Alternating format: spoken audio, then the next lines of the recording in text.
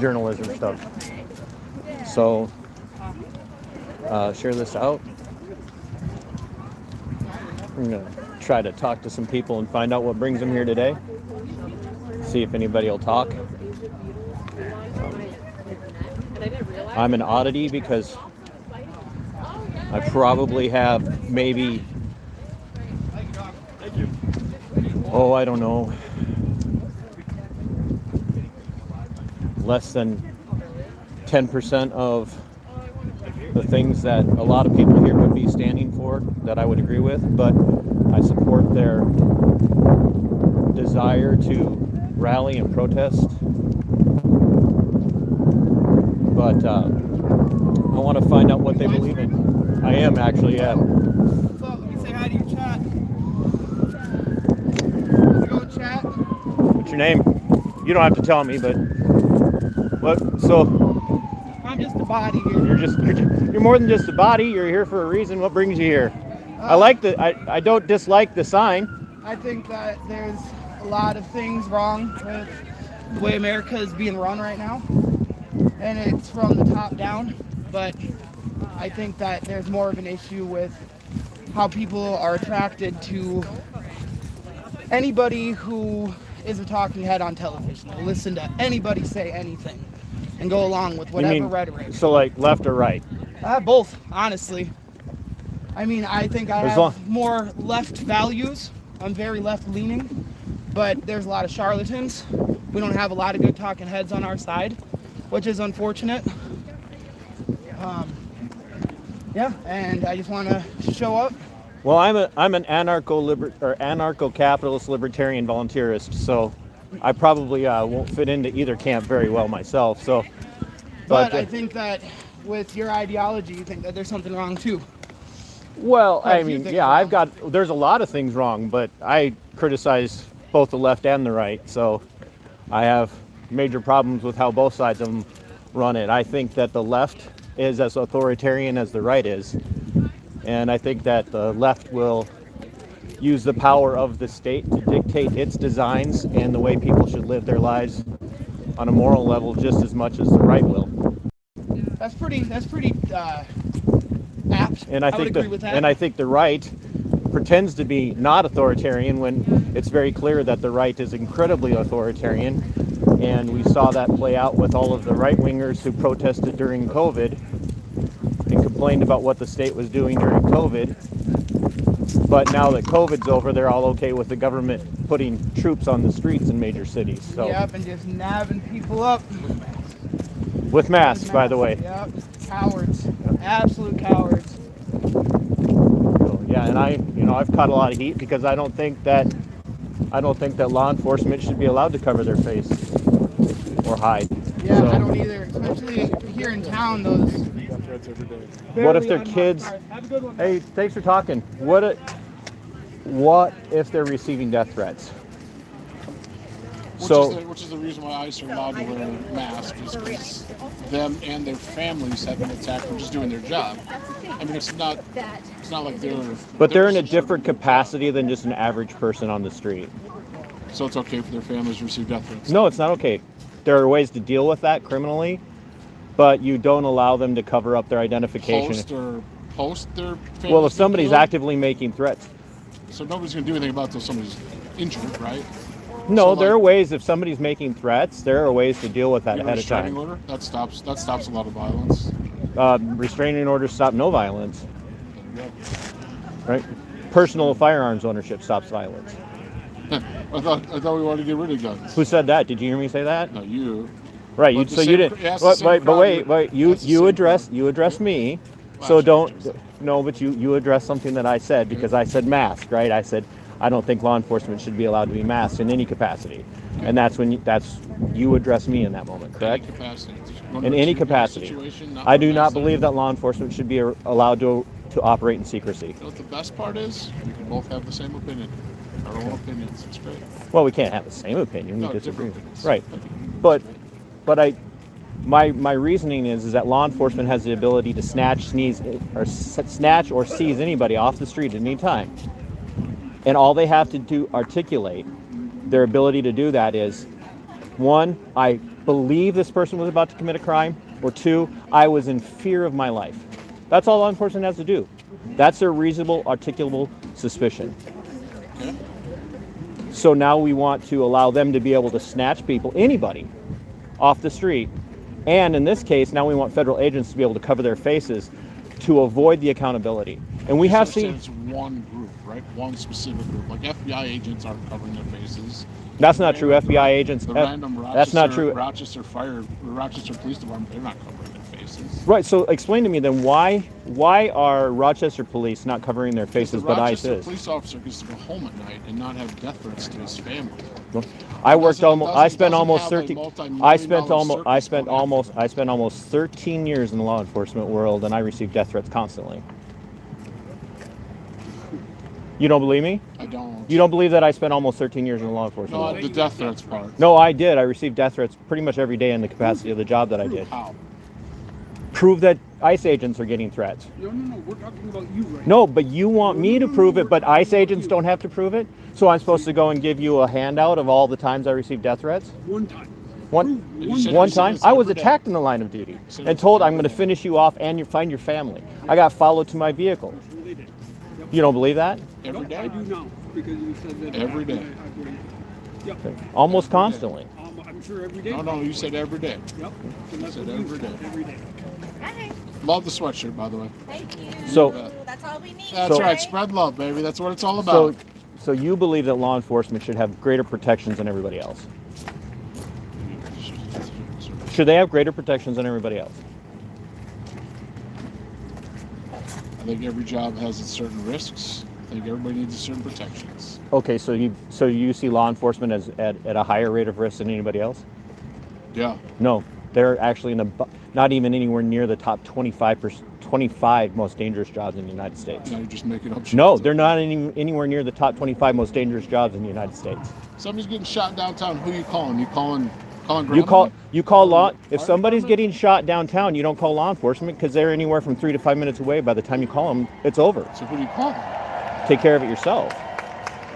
So you believe? I believe in You Constitution. really believe in kings, then? No, I You believe in really Constitution. everybody having their own autonomy. To I'm do not whatever they here want as to do. part of the No Kings. I'm here to cover it and talk to people. And you interjected, so I'm Doing a great talking to job. you. Huh? Thank you. Good job. They're about to start. Have a great day, bud. You interjected with me, so. Have a great day. Thank you. In other words, you know you don't have an argument. You know you're wrong. You know you're wrong. Law enforcement doesn't solve even half of the crimes they get called to.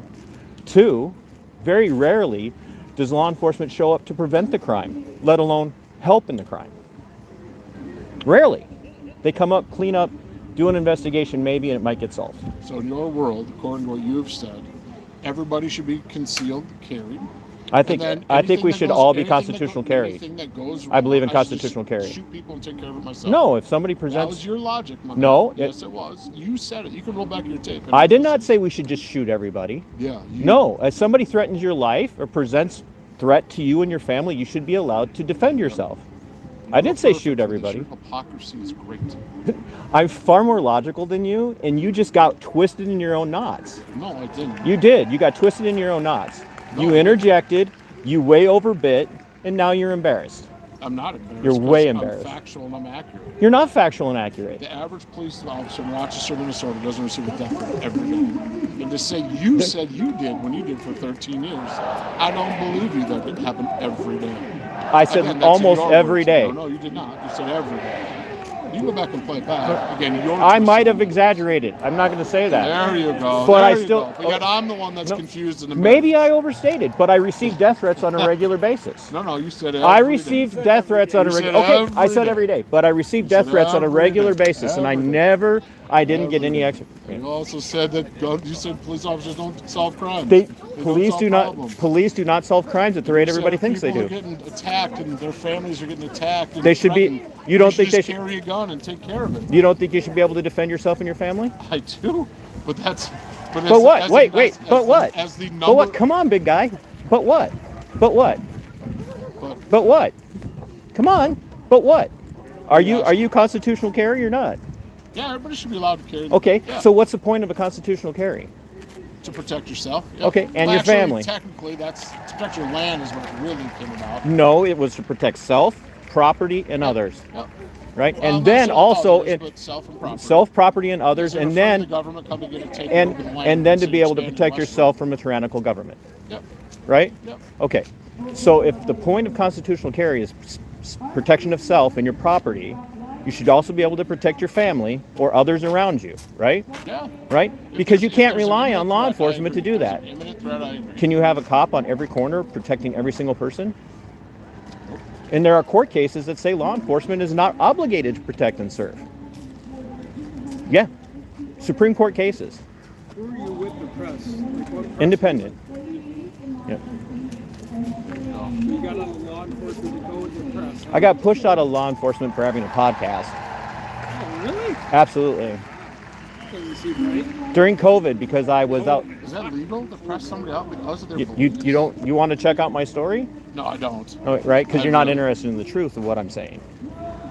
Well, we've already caught you lying a couple times. I didn't lie. First of all, big guy, I didn't lie. I exaggerated, and we all do it. which is lying. No, right? an exaggeration. Exaggerated, A lie is an intent to intentionally deceive. which is what you said. That is not what I did. Tell me you got attacked every day, death threats. I didn't every say day. I got attacked every day. said- Now you can't get it straight.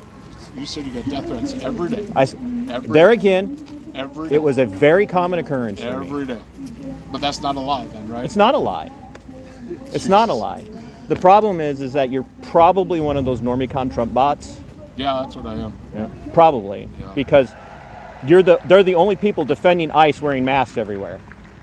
They're the only people defending ICE wearing masks everywhere because you think they're under a greater threat than anybody You don't else. think there's anybody here wearing a mask? I think you need to go circle the crowd and see how many people are truly wearing There's a masks. huge difference between a private citizen and somebody who works for the government that has the power of the state behind them, that has the monopoly on violence, legal authorized violence. Does the state not have a monopoly on legal violence? Does the state have a monopoly on legal violence? You get me. That's funny. I He's don't got know. a rational thought. Am I wrong? Does the state not have a legal monopoly on That violence? is our guy. Does the state have a legal monopoly on violence? They can do things to you in a violent way that no one else can do, correct? Not legally. They can't? No. So cops can't shoot people and get away with it? Happens all the time. State troopers can't run people down on the road and get away with it? State trooper? Yeah, not legally. No, they can't. State Trooper Ryan Moser, April 9th, doing 126 miles an hour up on Highway 10 in Sherburne County, careens at 126 miles an hour into a 17 or 18-year-old and his brother and a friend, paralyzes him on April 9th. 126 miles an hour on a highway, responding to a wrong-way driver. And the Dakota County Attorney's Office, after months and months and months of investigation, determined that he didn't do anything wrong. But Blake Mosted is paralyzed for the rest of his life. That's a tragedy. That's a trooper getting away with violence. Correct? One isolated instance. Nope. Trooper Ryan Moser, or Shane Roper down here, murdered Olivia Flores on May 18th of 2024. Murdered her. Right out here at this intersection. So murder. Murdered her. With intent. He's finally on trial, but they're fighting it. Oh, wait. So it's against the law if he's a trial, right? That means somebody had to have some kind of grand jury, some kind of... You don't know anything about that, do you? You don't know. There's a car accident right over Yeah, here. you don't know anything about that murder, do you? The car accident over The here? murder. He's on trial for murder, vehicular homicide. But they're fighting it, saying it was justified because he was pursuing a speeder. Yeah. Okay? Everybody has the right to defense. I'm not saying he's I'm, right. I'm not saying he doesn't have a but right to his defense, but you don't think that law enforcement, the state in particular, has a monopoly on authorized violence? No. They don't? So you can just go gun down anybody you want and not face any consequences for it like law enforcement does? That was your solution with the kick. Everybody should keep I do believe everybody should carry a gun. And then if there's somebody threatening you, you should be able to shoot them. Those are your words, not mine. If somebody's threatening you, you should be able to defend yourself from them. There you go. Right? So apparently they don't have a monopoly on violence then. But I still will stand trial. Gentlemen, right over here, You right just across told it. me the cops is standing trial. One cop out of all of them. All of them. No cop has ever been on trial. Now I know why you're not in law enforcement. No? Yep. Really? Yep. Enjoy your life, man. Yeah. Hey, good job, bud. Stop being a bootlicker. I don't even know what that means. Yes, you do.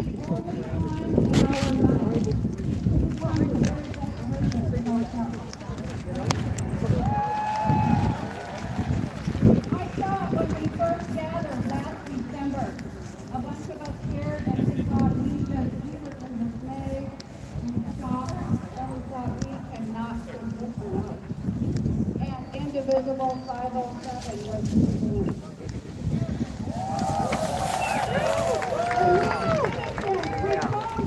We re-energized the state of Minnesota and put the Republicans on notice. When we favor with our hands and flags for the bridges and the sidewalks, we're standing up for America.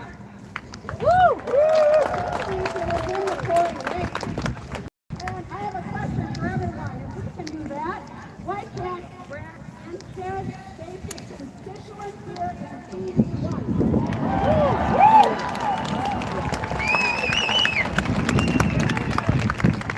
Where's Brad Finstead? Where's Brad Finstead? Where's Brad Finstead? Where's Brad Finstead? When we tell the truth and call out the lies, we're standing up for democracy. When we write that check or write all those postcards, how many was it, Janet? I don't know. Thousands of postcards, and they make a difference. They bring up the vote in our favor at least 1%, and sometimes that really matters.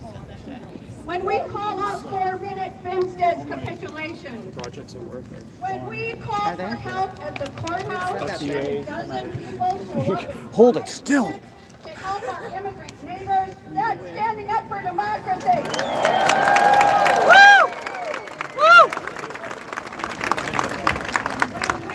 When you peacefully gather, hold your signs high.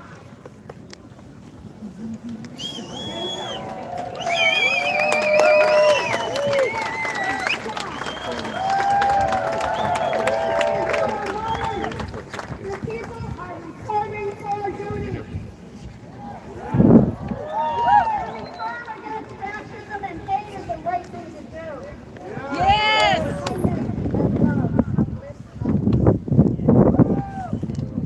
Come the time when lines are drawn, we're choosing the right side to be on.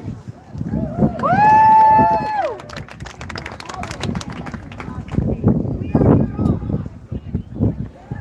We are invincible. I like that you put unpaid on your sign. Can what?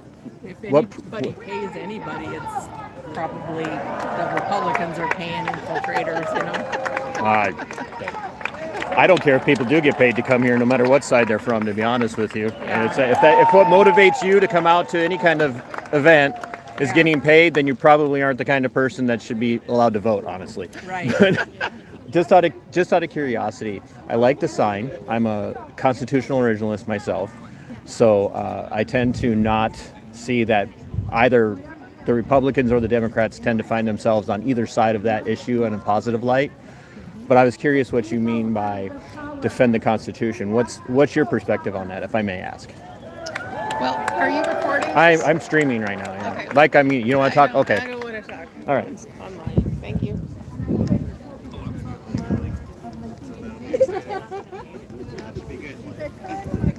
They have signs that they're giving it So his daughter's at work right now in Washington. I'm trying to look at your sign. So I'm a constitutional originalist myself. So I tend, huh? Okay.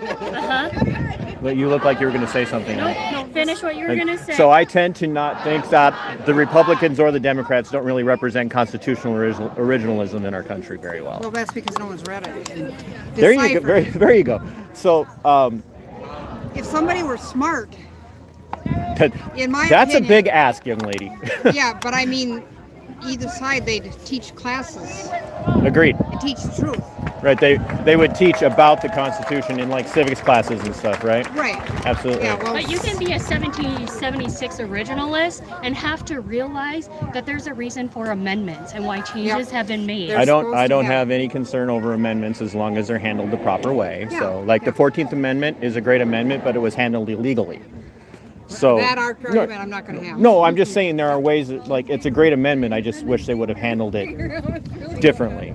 Right. Because I think it would have. But you can't always take what's being done at that point generationally and put your projection on what it is in 2025. That's a great point. So like one of the things that we hear an awful lot about the original, the founding fathers, right? That's what we know them as, were that they were all slave owners, which is untrue. They weren't all slave owners. Most of them were. Most of them were, but we can't take our forward view, our forward-looking view, and look back on the past and judge them as horrible people because of this time that they lived in, correct? Right, but you can read about what and they you really can did. learn and not do what they did and expect us to be exactly like Right, them. we don't, right, exactly. I don't want to expect us to be like them. It's just, I just find this, I found the sign very interesting. I like that because it's nice. Yeah, I haven't been to a lot of protest. I cover protests on the left and the right.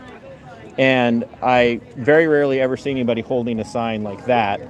Then you That's haven't willing been to enough of our protests because we Well, literally I'm have one chanted, person and I only have the "Protect weekends our off." Constitution. But, To each his own. so But anyway, it's a good day to be out and it's a beautiful day. yeah, and to vote for. Thank you all for coming. No, she turned it. I'm trying Oh, to. sorry. Different aspects of the things. How would you, with ICE? How would you? I don't like the word feel.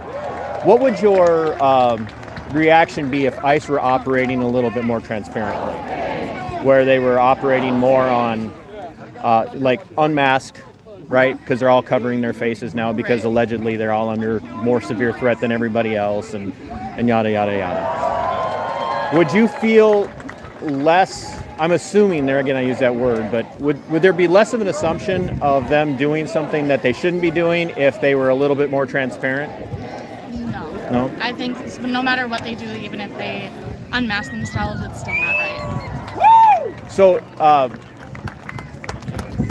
how do we address an issue such as immigration? Who should be making decisions on immigration in the U.S.? Should it be Congress? Should it be Congress passing that off to the president? Should it be the individual states that decide how they want to handle immigration? I don't think it should be individual states because I think it should be open for all. Because it's no matter what you want, like immigration, immigrants can go anywhere. That's the whole point of the country, right? Is to be free and do what you want and be able to go where you want, right? We understand when you say do what you want, we're not talking about doing mean, horrible things to people. But I hope. I don't think There are people out there who would disagree with that statement. right. But Yes, but I don't think a president should have the whole say on that on immigration either. I think it just. I don't know how to say it. no, you're fine. I'm not putting you on the spot or anything right now. Just random guy walks up to you and just starts asking questions. Right. I can't see why you would be on the spot. Come on. I think we have a process and we need to trust that process. And there's how many people already here that did everything correctly. Went through the proper channels and did what they needed to do to be here. So it's not fair to them that we're still attacking them, even though they did what they were supposed to, and they got away. We don't know their situation back at where they came from, right? Oh, well, I like what you said that they came through proper channels. So there is an acknowledgement, I think, on both sides of the argument. For the most part, not everybody, but for the most part, there are some people who are like, I don't care what the issue is. Everybody come here, no matter what baggage you're bringing. And there's the other side. Don't let anybody in if they don't look like me, right? I mean, let's be honest, the vast majority of people that are being swept up and deported right now do not look like the vast majority of people here. No, and the Right, problem is right. that they're taking citizens Right. that Or even legal legal residents. where my brother and sister live in Hoffman Estates, Illinois. They arrested or took a Latina woman that was picking up her kid from school, only to let her go by the end of the day or the next day. They put her face down on the ground and took her. And Yeah, she they was a held her US overnight, right? Yeah, Yeah. she was a U.S. citizen. Yeah. Born and raised, wasn't she? Yeah. They just took her because she was brown, and that's bullshit. Right. That's enraging. What's your response to the Chicago area police officer that was here illegally, that was from Monrovia, that was caught as a police officer on duty here illegally. I personally was getting a kick out of watching that play out because the one side of the argument didn't know how to respond. Well, but he's a cop. Right. I don't know. He's obviously not hurting anybody. He's here to serve our community. Right. So, yeah, he's here to help. I asked a very cheeky. I get not wanting criminals. I get not wanting criminals. No one wants criminals or cartel leaders or members in this country, and it's not about that. That's a totally separate issue. Can I look at your sign? What does no kings mean to you? I don't know anybody's name, so what's no kings mean to you? To me, it means more of a no dictators. You don't get to break through the Constitution and bust up the laws that we have in this country and that this country was founded on, just to get your way on everything and then intimidate everybody who doesn't want to go your way, even if they're on your same party. I think that's that's kind of how our big beautiful bill got pushed through, is because sorry, it's sticking. Yes, apologize for your tape. Is because there were people on the Republican Party that didn't agree with it, but he swindled his way with them, threatened them.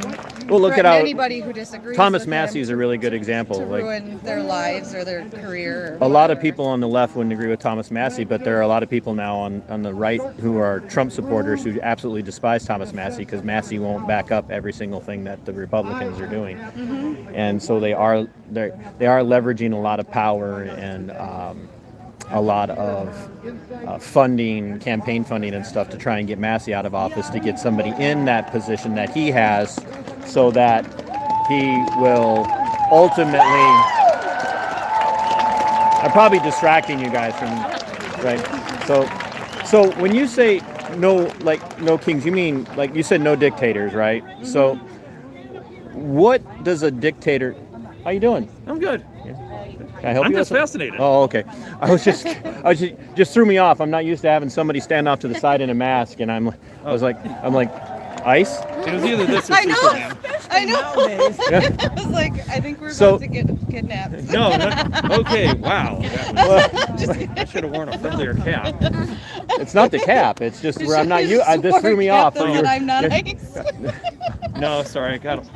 Okay, honestly, the truth is I got a little bit of a cold. Didn't really want to spread it around. No, huge freaking group of people. Mm-hmm. So I think I'd rather... Sharing is caring. Not like that. Yeah, we learned that during COVID. Okay, Exactly. Sorry about that. No, My bad. you're fine. You're So- good, dude. So, no, I just was like, was he going to ask me something? Or, like, I'm always on... Square root of 16. Yes.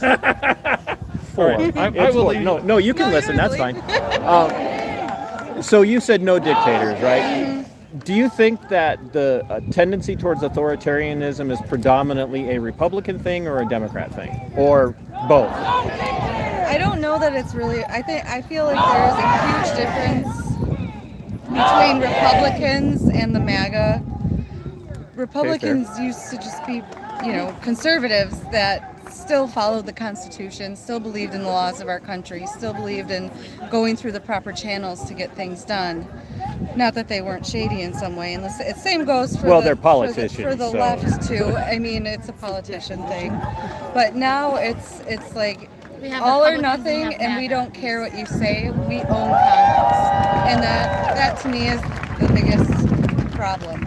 Is Congress, even though they know something is wrong, they can't or won't say it because they have King Trump. No, that's been so. In the interest of transparency, I spent a long time as a Republican activist. I was a co-vice chair of my county party. I campaigned for a lot of Republicans and stuff. And, to be honest with you, the first time that Trump ran, I voted for him. And then this last time I voted for him because I didn't... I'm trying to conduct a conversation here. Stop cheering at your protest.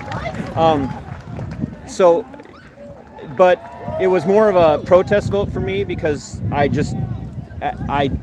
am libertarian in my philosophy now, anarcho-capitalist in my philosophy, which is far different than what most people consider genuine capitalism, if you will. And I'm a volunteerist. And so I don't fit in any group, right? I don't fit with the left or with the right, and so I have a tendency to piss both sides off most of the time. They're like, you're MAGA, and I'm like, I'm not. And then the MAGA crowds are like, you're a libtard, and I'm like, I'm not.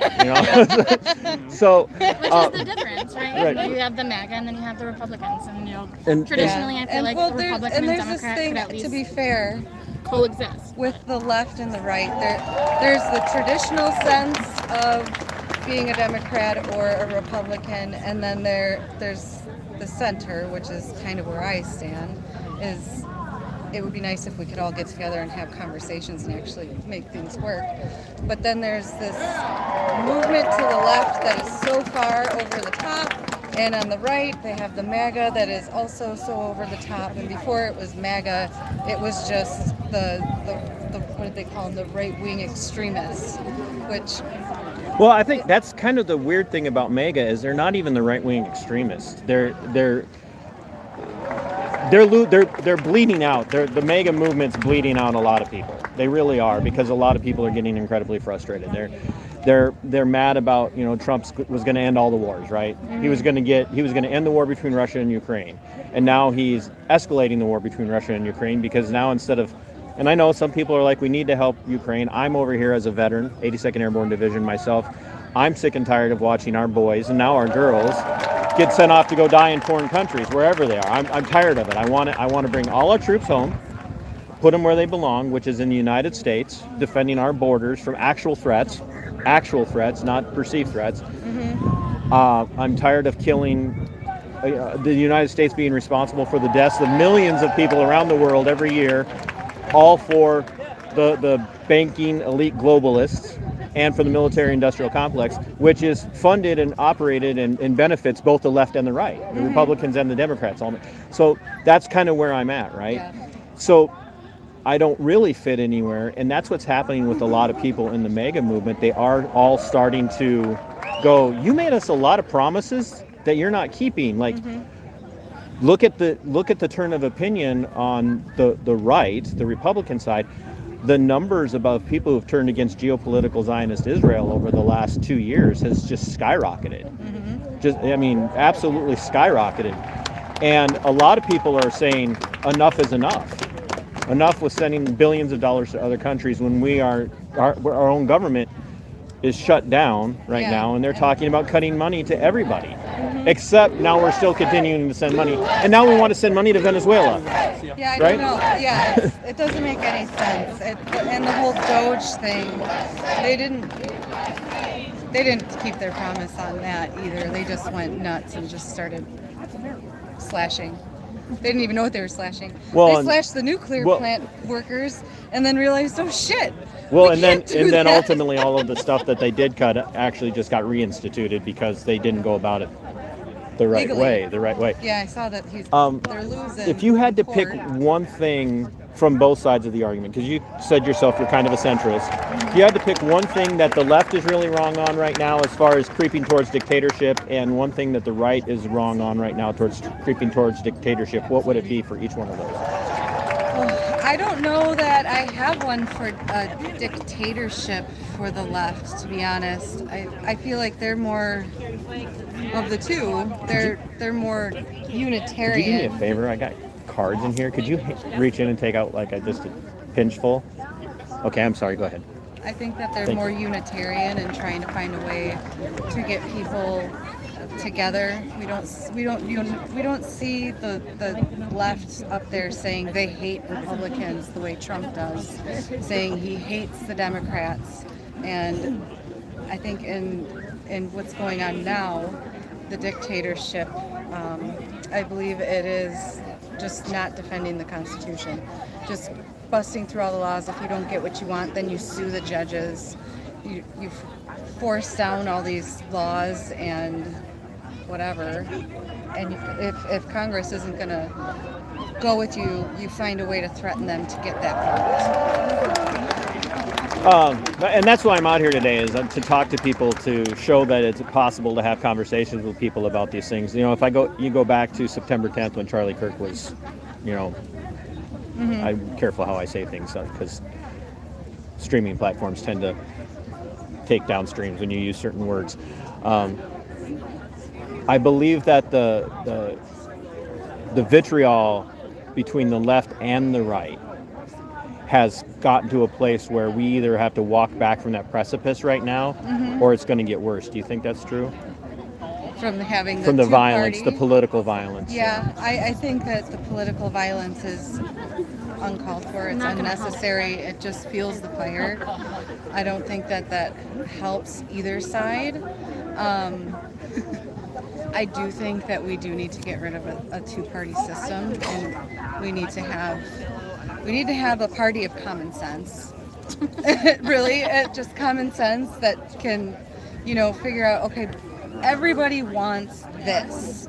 Let's work on that. And the founders warned us against having sectarian political system. They warned us against having political parties, and then immediately after they warned us, they went ahead and had sectarian political parties. Yeah. So, and I think the term limits need to happen. I think that we need to stop having all of the lobbying and all of the corporates being corporations.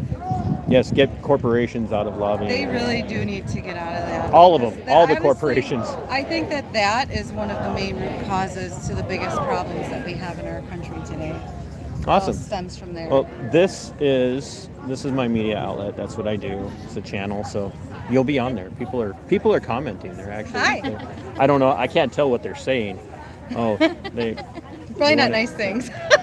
Well, no, I've actually got. It's really funny. I got a mix of people in the chat arguing with each other about the very thing I'm trying to prevent, which is the arguing. So that's all they do on social media.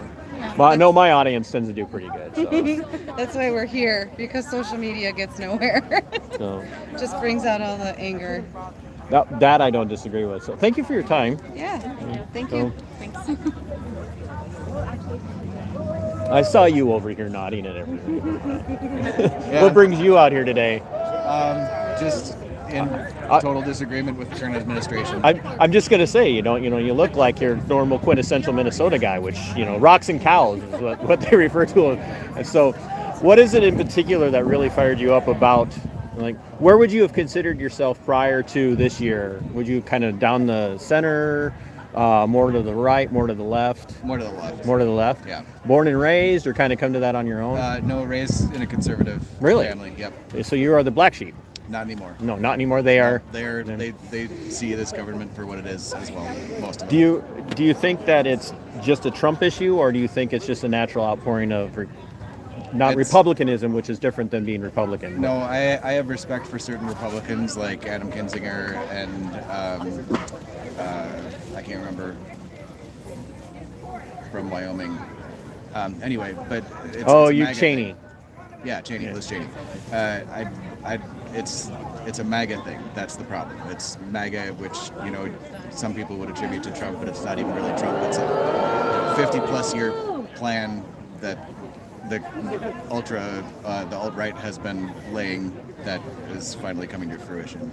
That's interesting. So you think that the alt-right, whatever, and I don't mean that to be a sarcastic statement, but so you see the alt-right as being predominantly responsible for the rise of the MAGA movement? It's not necessarily the alt-right as much as it is the 0.01%, 0.1%, like the kind of the vocal minority. The wealthiest. That have been pulling these strings for 50-plus years, using the alt-right to get where we are today. Do you think that there's, like the young lady over here had made the comment that she'd like to see an end to the two-party system? Yeah, absolutely. Do you think that would start to solve some of our problems? It would be a step in the right direction. Getting that and money out of like campaign finance reform, term limits, things like that. And then dismantling the bipartisan system would be huge steps in the right direction toward stability in our country. I'm all for more like Indonesian style fighting in Congress. Yeah. I would be all for that myself, just for the entertainment. I'd sell tickets, so at least I got a laugh out of them. But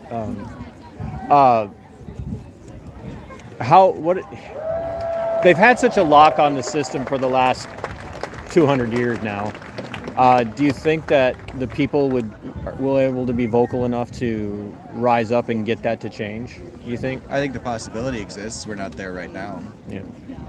What do you think is going to take to push people to finally say, I've had it enough with the Republicans and enough with the Democrats, and I'm going to start looking somewhere else?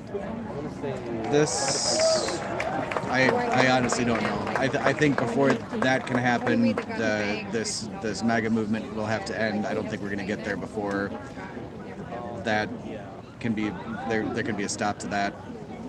Interesting. Yeah, there's a big push here in Minnesota to allow what they refer to as lesser or minor parties more readily available ballot access. And believe it or not, here in Minnesota, the ironic thing in Minnesota was it was the Republicans that were supporting like the Grassroots Party, the Green Party, the Legalize Marijuana Now Party, the Libertarian Party that were supporting them, and it was the Democrats that stood in the way in Minnesota, and it just blew my mind, just absolutely blew my mind. We have been working on putting legislation in at the state level that's called Defend the Guard, which would require before any National Guard troop be activated and deployed into an active war zone, that Congress at the federal level would do its job and declare war for once, which we haven't done since the end of World War II, right? And the Democrats in Minnesota are fighting this tooth and nail on it. And I'm just like, come on, guys, we should all be able to come together on this, the Republicans and the Democrats. And I'm paleo-libertarian. I'm more of a less of that what most people picture as libertarian, and just more kind of that traditionalist libertarian mindset, really cling to the Constitution and stuff. And I'm going, can't we? I felt like Rodney King. Can't we all just get along? Which you well, I don't know. You may not get the Rodney King reference. I do get the reference. These guys don't. No, they certainly don't. But, well, I appreciate your time. Yeah. Thanks. Thank you. That's. Yep. It's still up. But YouTube hasn't taken me down. So, thanks for chatting. Appreciate it. I saw you nodding. I'm like, I'm gonna go talk to you. You guys have a good day. Bye.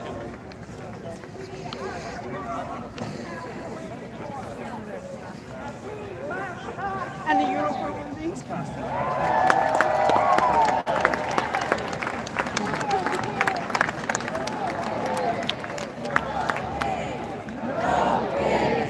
No pigs!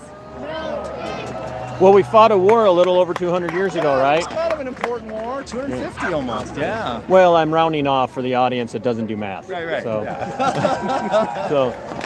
yeah, they kind of sucked back then as well, didn't they? Do you think we're in a position now where we're genuinely in danger of being run like a dictatorship? I mean, if the institutions don't stop them, if we don't stop them, yes.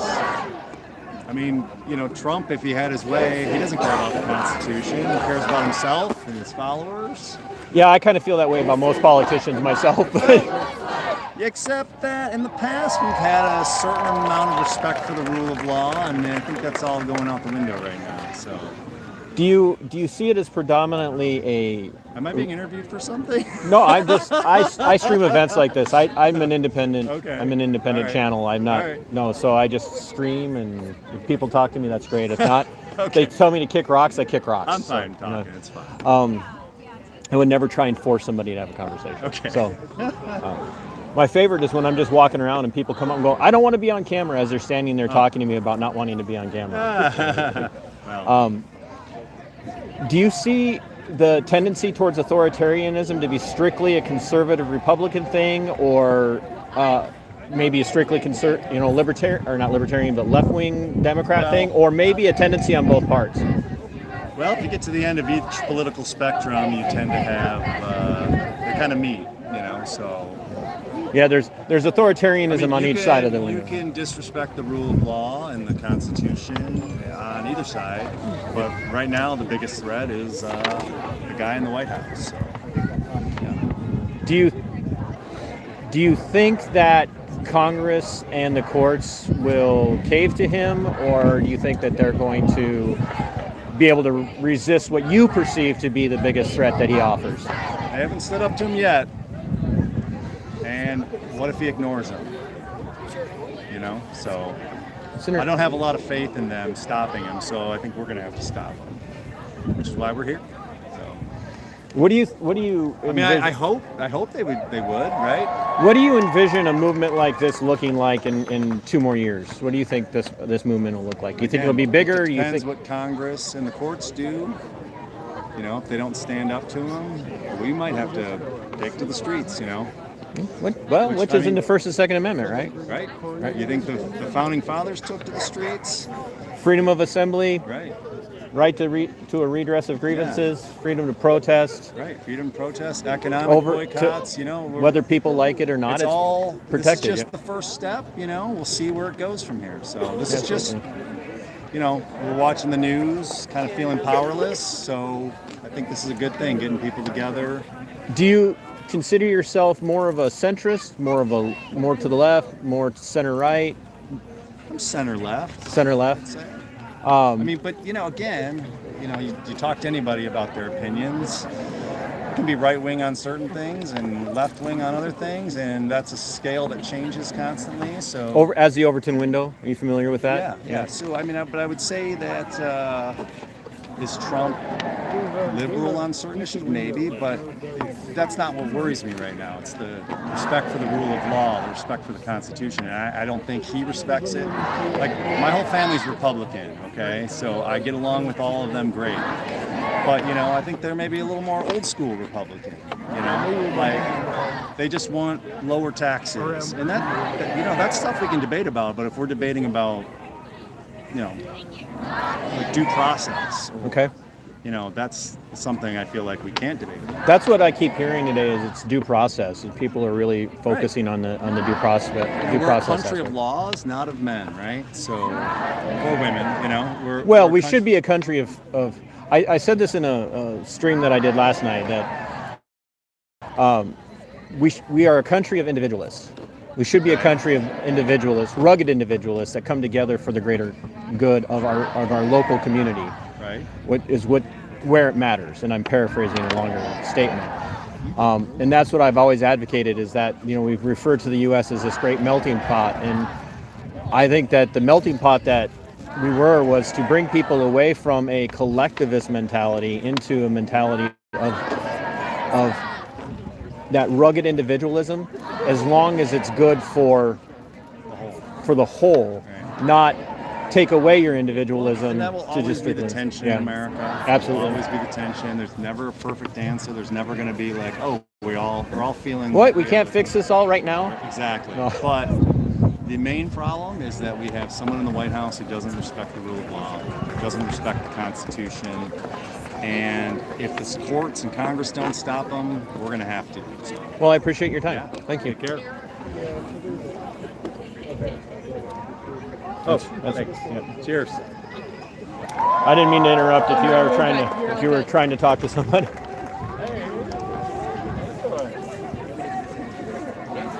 Not surprising.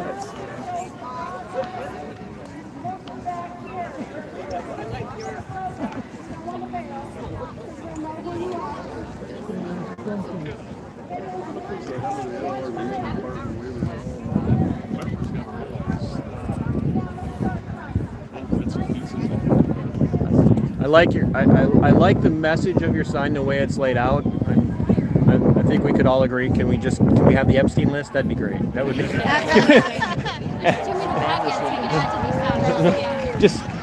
No Epstein list. That's all I was.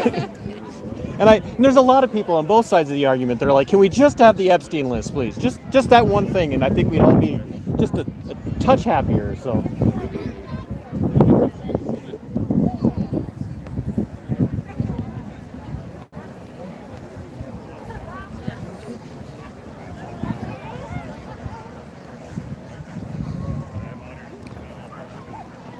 I'm just checking out your shirt. Oh, okay. Oh, yeah. I'm gonna get in real, uncomfortably close. My apologies. Nice, thank you. I'd like to take your picture. Can I ask you a question? Mm-hmm. So, I'm libertarian, so I'm against all of the stuff that you're talking about. But I'm very, in light of a lot of the conversations have been taking place since October 7th of 2023. We've heard the term anti-Semitism a lot. Do you see difference between people being against Zionism and beyond, I don't know enough about the. So basically, the Netanyahu. Wanting to talk to me about that, but I don't think I want to talk about that. Right. Oh, okay. I was just curious because I see, like I said, I see anti-Semitism, and I see a lot of people use it, and then I ask them about it, and they're like, "Oh, huh?" It doesn't say. No, it says anti-Semitism, and I was just curious if a lot of, like I said, a lot of people bring up like Netanyahu and the Likud party, and they're against the Zionism aspect, but they love Judaism, and then if you say something that's against Zionism, they get labeled as being anti-Semitic. That's what I was going to ask about.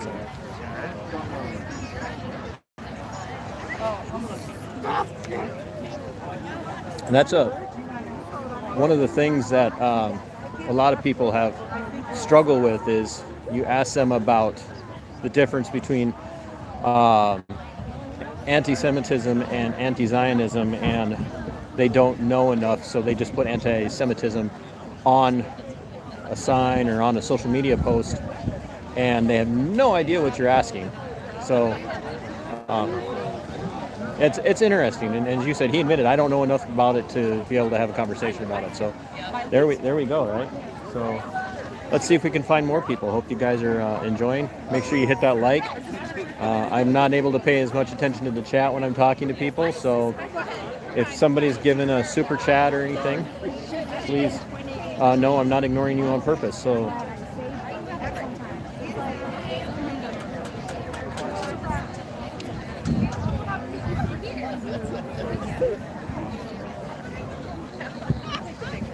I did.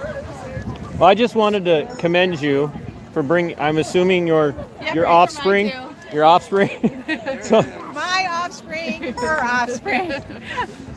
So offspring or no offspring? I'm her mom and his mom. And Okay. These are my children. And they're, And these are your kids. Yeah. So it's 3 generations. Yes. So I'm an independent media outlet. Plus, I'm also kind of politically independent. I'm a libertarian.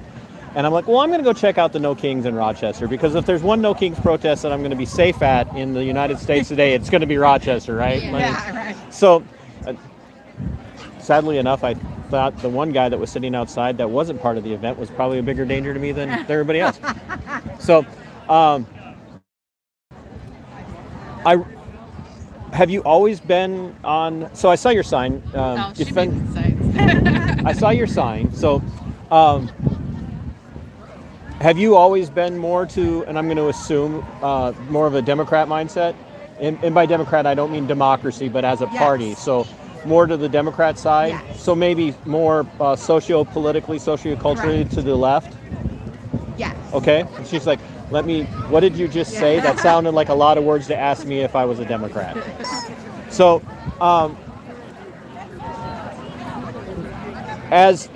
did you pick that up from her, or did you go through your own black sheep? Probably. Probably. Like, she's a nurse. I'm a mental health therapist. So, there's a part of like helping people that's kind of to our nature. So. Okay. So, do you see the issues that we're dealing with in the United States today as predominantly a right or left issue, or more of a good versus bad, evil versus, right versus wrong? I take this one. White supremacy. No, you may not. No, you're not allowed. You're male. You're not allowed to speak in this female space. I got this one. No, He's very used to that. We're very matriarchal. I'm not that way. You can say whatever you want. Oh no, white supremacy. That's where it starts with, and every problem goes from there. So really, so you? Oh yeah. You always find what's the problem with America? Oh, white supremacy again. Racism. So yeah, I think that's where it starts with this. Do you think that racism is strictly a white issue?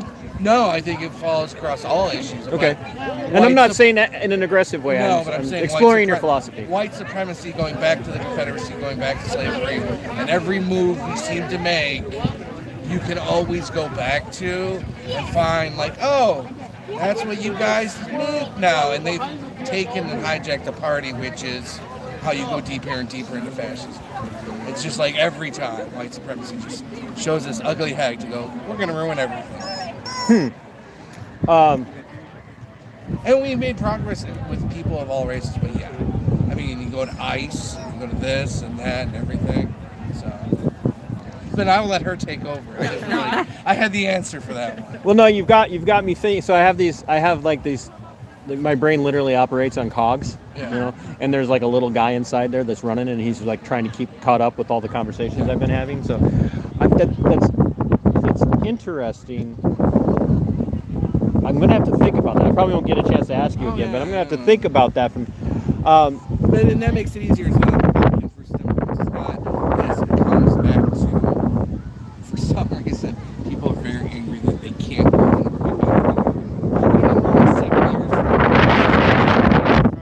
so we've gone ahead, but segregated what? Water fountains. Oh, okay. I mean, we had that in 70 years. Oh, 70 years. Yeah. Okay, I thought you said 7 years. Well, it seems like in some places, but we're keeping going ahead, and this is what the bottom line anger comes from. It's always racism. It's like, some people just love to hate. So. Okay. Do you think that one party over the other tends to attract, in your mind, and see, I don't use the term racism, I use ethnic hate. Yeah.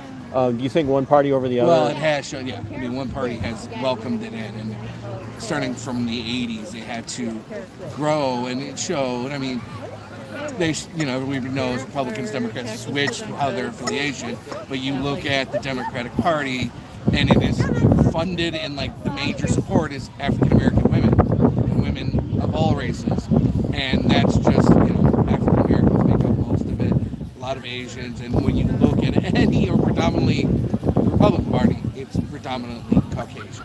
So there is diversity there, but not to the extremes, positively to the extremes that the Democrats have it. So you look at the young Republicans just this last week, what they were saying in that chat, nobody blinked an eye at it. Like, no, we expect it. So I think it's welcome there. They tried to address this, and then, this was something that Mitch McConnell and Mitt Romney, after Obama won his second term, were going to look at, and then the party got taken over, and we're going to try to progress, but racism sounded like a much better idea, and that's how you get the 33%. Would you say that racism, there again, you're going to use the word, would you say that racism, like especially for whites, is kind of an underlying, every white kind of has their racist tendencies? Do you think that is predominantly a white problem? Well, because of us being the majority of the people, and because we've been the perpetrators of it, it's predominantly us, but I think we're also getting. No, let me rephrase the question. Do you think that it's inherent to being white that you're automatically going to be a racist? No. Okay. No. Okay. No. Well, I'm asked because that's kind of one of those things that we hear a lot, right? That you wouldn't understand because you're white and whites are racist, and I'm like, I don't know if I agree with that. It's just listening. It's just listening to the other side and going, okay, you're making valid points. And, it's not a monolith either side. That's the always thing you gotta remember. It's not a monolith. People are going to be on a spectrum. So.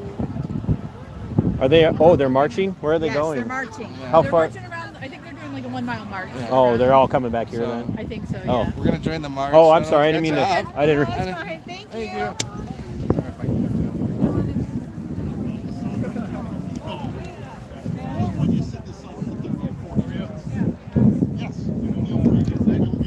Hi there.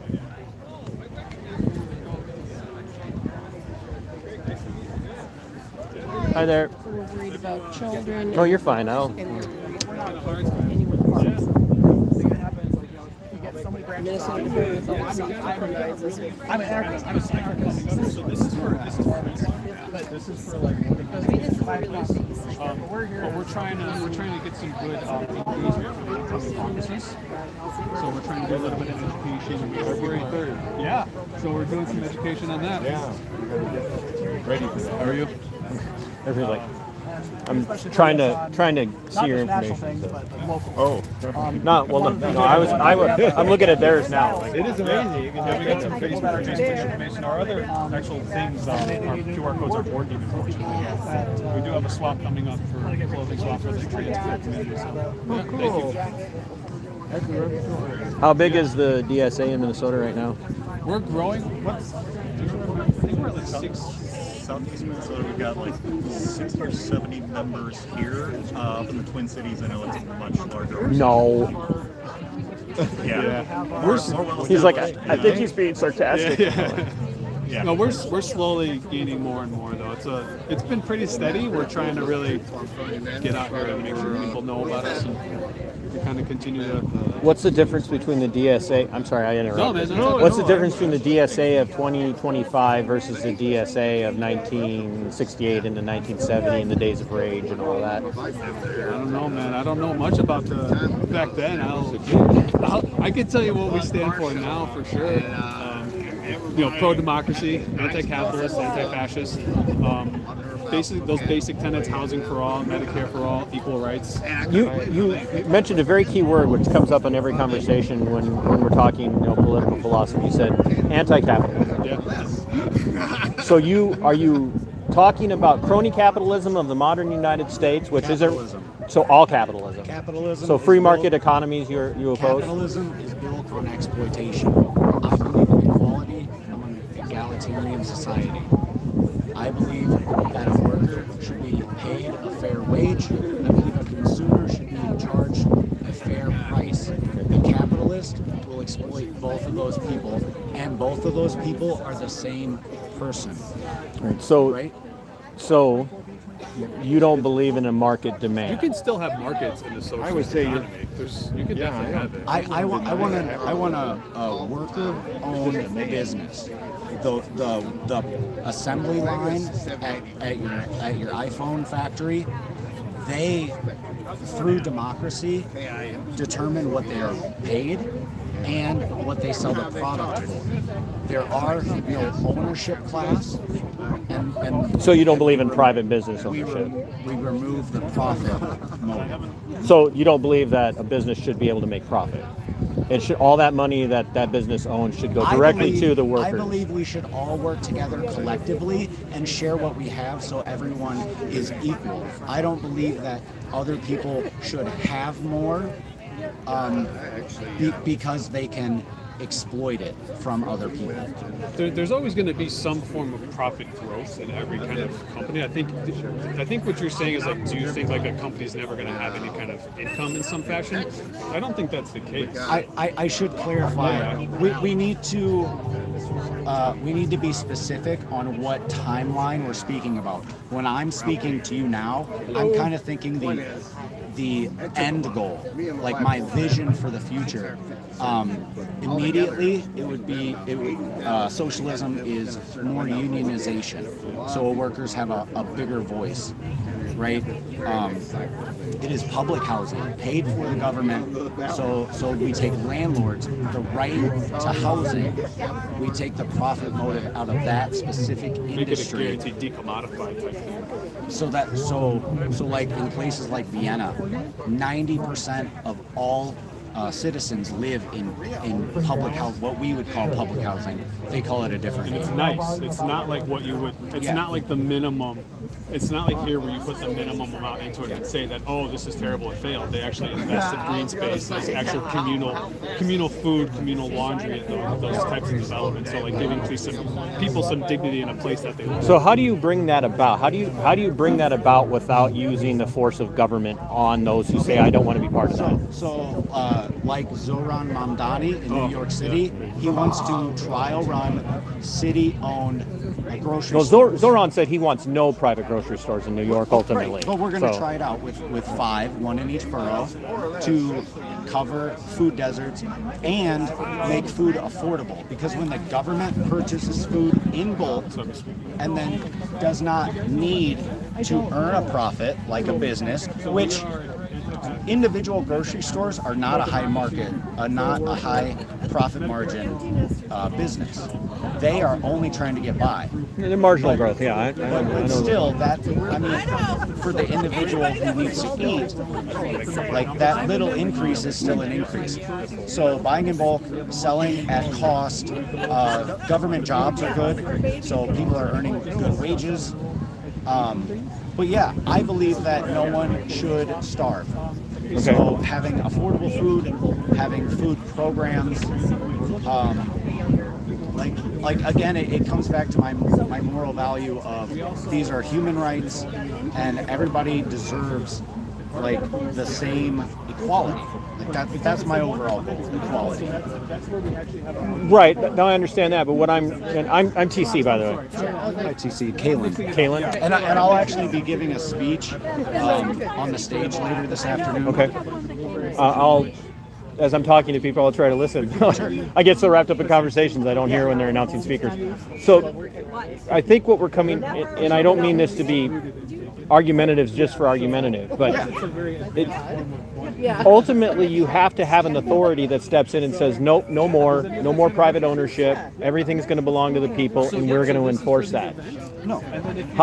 How do you bring that about without that? How do you bring about your ideal without the force of government? I said, unionization is a very easy way.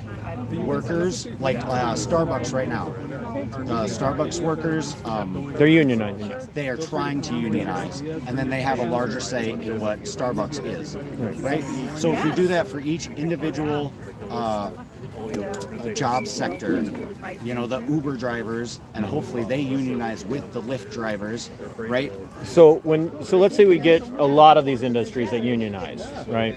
Yes. What if the business owners say, okay, I'm not making the amount of money that I need to be able to keep this business going. I'm just going to shut it down, especially like for means of production. I'm going to move it offshore. Yep. Does the government have to step in and say you can't move your means of production offshore? I mean, if that's a good argument with New York City and raising taxes right now with Zoran Mamdani. He wants to raise corporate taxes, and the argument you're making is businesses will flee to other states with lower taxes. My rebuttal would be, are businesses sure that they can have this the same access to the markets? Like, there's a reason they're in New York to begin with. Sure. So they have to have that. a good reason to leave. And also, like, do you know about DSA? I mean, at that point, the government could step in and they could buy the factories, the machinery, and they could turn over ownership to the workers, right? Which is kind of what I said before. Worker-owned means of production. But at that, the companies. And once again, I'm an anarcho-capitalist, so I actually reject what we call capitalism in the United States today. I'm a Misesian and in my philosophy, and so Austrian economics is where I'm from, and so the concern, Kalen, that I have is that ultimately where we're at, it's going to come down to the threat of force from government to bring about what the DSA wants. I disagree. I think we can do it through democracy. That's why I'm a democratic socialist. I am a socialist who believes in democracy. And I believe as we democratize every facet of our lives, I believe we can choose as the human population to do good. I believe in people. Okay. So then, with the Democratic Socialists of America as a party, if they lose the vote, we're not a party, we're a political advocacy group. Right. But hopefully we're a party soon. Well, in Minnesota, good luck, because the Democrats won't let you in. Yeah, absolutely.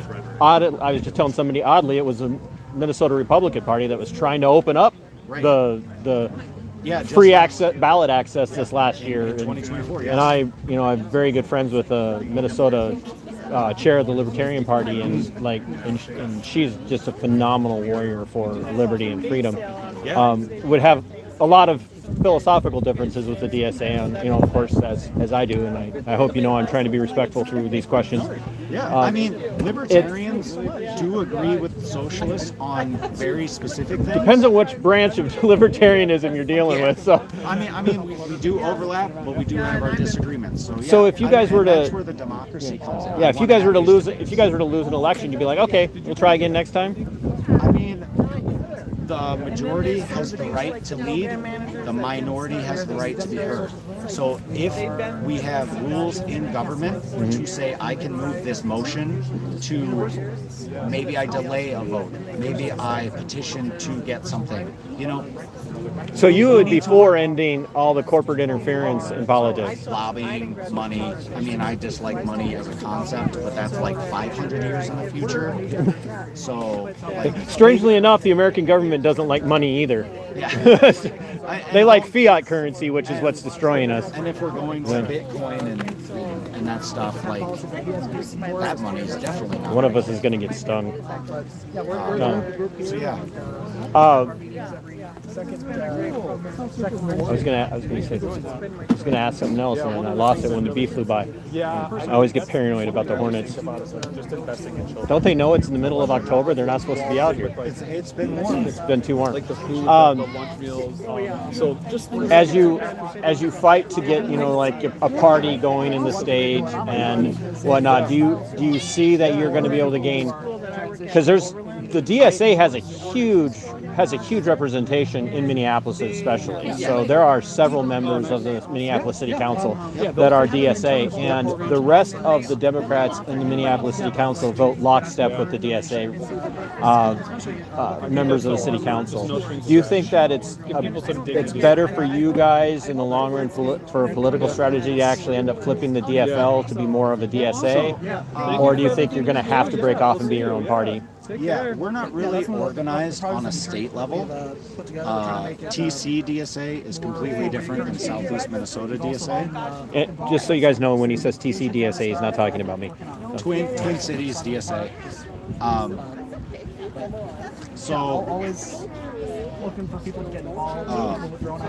So they kind of run on that local level, right? They're not really. I mean, I would love to run state representatives, state senators, but we're not really organized to make a party at the state level. The discussion happening within DSA is on a national level as a third party in a presidential race, and the argument is clean break, dirty break from the Democrats. Do we try to bring them along, or do we give voters a third option? And we haven't come to consensus. So we definitely don't want to enable the fascists. Like, that's not our goal. So strategy is very important, and we're taking our time to figure it out. How much of a threat do you really believe fascism is in the United States right now? An actual, tangible threat? I shocked him with my question. He was like, "No, I'm going to reflect deeply." I'm worried about your voice. Yeah, I should stop speaking. Get some honey and some water. Yeah. Do you want to take over? No, I don't. What am I taking over here? I was just curious, what if you could speak to the DSA in this area. What do you view the actual threat of fascism to be in the U.S.? Is it really a threat, or is it just kind of this boogeyman that's being used to gin up, if you will, engagement and involvement? I don't think it's a boogeyman. I think the boogeyman is fake. ICE fans that are coming around. Well, I know he's fake. No, ICE fans that are coming around that are putting people, they're masked, they're not showing identification, throwing people handcuffed. Which I'm opposed to. Yeah, but that is fascism, and that is a very, very, very real threat. It's not a boogeyman. It's not ginning up opposition. It's here. It's not a threat. It's here. But when I refer to it as an actual threat, I mean, do you really believe that this country is on the precipice of actually having a truly fascist dictator take over? Well, because anti-fascists, anti-terrorists have already been not anti-terrorists, anti-fascists, anti-capitalists. We have just been labeled as terrorists. That's a very, very serious thing. I don't disagree. It's not a nebulous we don't like left-wingers who dissent. They're calling us terrorists. So what do you do with terrorists? ... Right. It's the same thing that happened to a lot of the conservative groups in the Biden administration. They literally labeled them domestic terrorists. It happened to them as well. And when you broadcast, when you put it on the big screen at, is it CPAC? Thank you so much.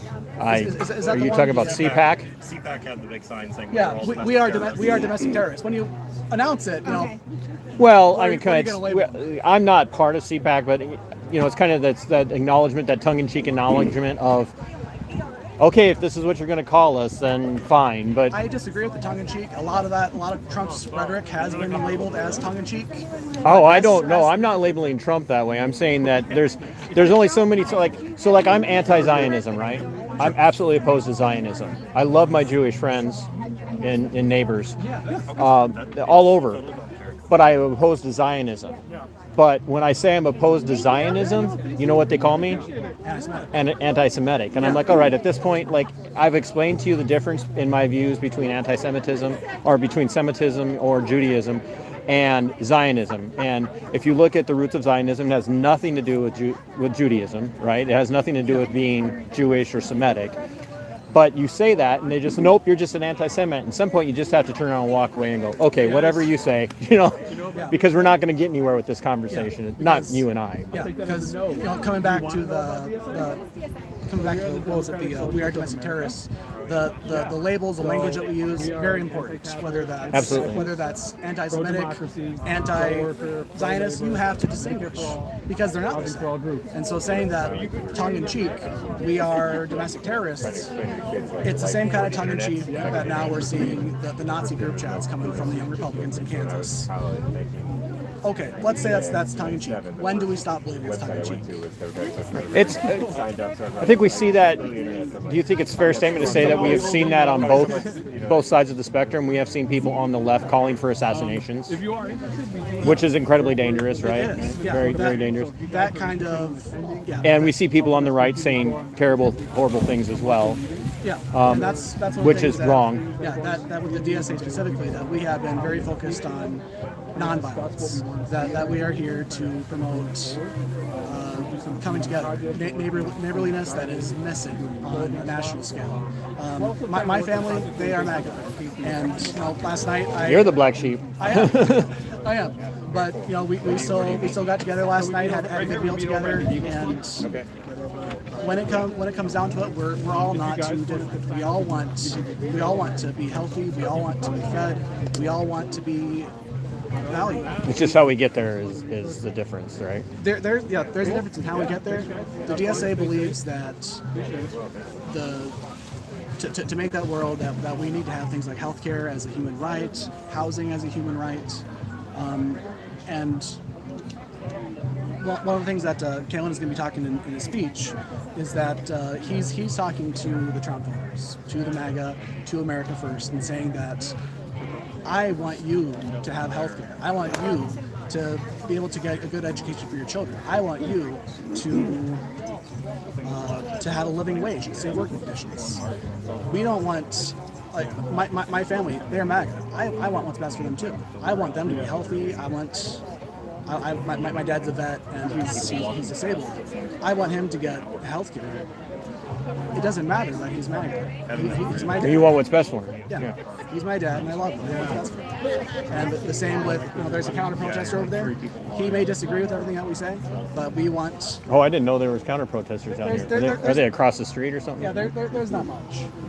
But I ran into a guy that was sitting right out here. He didn't like me because I said I don't think I should be masked, and then he jumped me and said, "You somethings," and I engaged him, and I spent almost 13 years in the law enforcement world, and I oppose them wearing masks, and he goes, "I don't believe you," and I'm like, okay. So it turned into, it wasn't hostile, but it was definitely, anyway. Yeah. We want, I think that's the end goal for really both sides of the argument. You know what the Overton window is? Yeah. I think both sides of the Overton window, for the most part, there are people, I think, on both sides. There, to the left of the Overton window and to the right of the Overton window that would go, no, I want the people on the right to die and I want the people on the left to die, and then everything will be okay. And most of us aren't that way, right? So I think we all do want what's best for our fellow Americans. It's just how we get there is one of them, which is why I'm opposed to crony capitalism, which is actually mercantilism. We don't have capitalism in the United States. We have mercantilism, which is far more dangerous than anybody recognizes and realizes. I overheard a little bit how you're talking with Kaylin. I think we're going to disagree, but I think that you don't think we're a mercantilist style economy? I think that we are capitalists, and capitalism all goes to the same place. Yeah, see, and that's why I very rarely will use the word capitalism, because I'm actually a free marketer, which is far different than even capitalism. So I'm Austrian economics style. So it's all about defining the terms. It's so hard to come with similar terms. Well, I appreciate the conversation. Thank you. What's your name there? TC. TC. Same. Yeah. Feel So free to. I'm gonna go. I won't talk to Kalen. I don't want to ruin his voice, but I'll go give him my card. So appreciate you guys talking. Likewise. Thank you. Appreciate your time. No.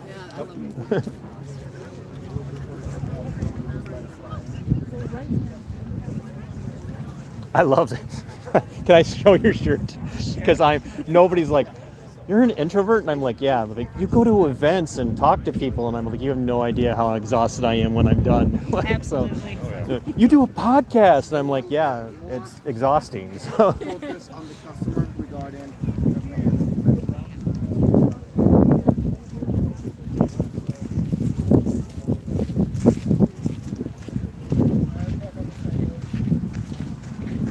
I told him I wouldn't make you talk anymore, but I'm going to give you my card. Send me an email sometime and maybe have you on my show. What show is this? It's right on the card. So Okay. yeah, it started out as kind of a reaction to the COVID stuff, and I ended up losing my career because of my podcast. Sure. And so now I moved more staunchly into libertarianism, which is where I'd been for years. I just didn't recognize it. Yeah. And so the Republicans and the Democrats don't represent me at all for the most part. Yeah, absolutely. And now I mean, Rand Paul is. I love Thomas Massey's phenomenal. The senator from Hawley is fairly. Oh yeah, I know. Yeah. aligned with you guys. Well, you rest your voice, and I'll try and catch your Kaylin, right? Yes. Shoot me an email. Maybe we set up a time to have you come on and talk.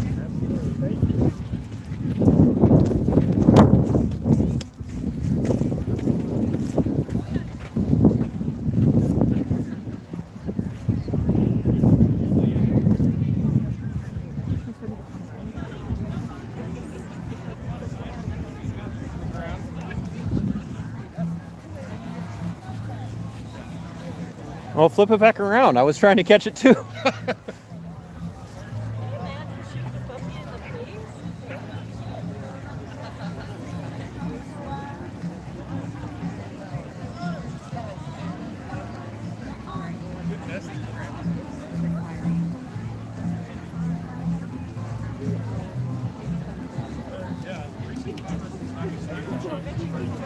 Hi there.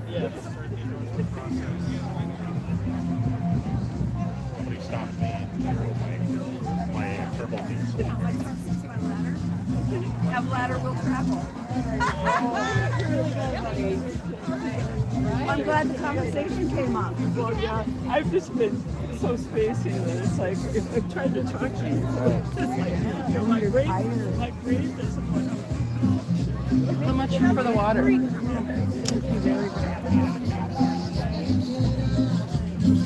They're free? Parks, I've been talking to so many people. What does your badge say? Your button say? I have never seen that one before. That's definitely an attention grabber. So.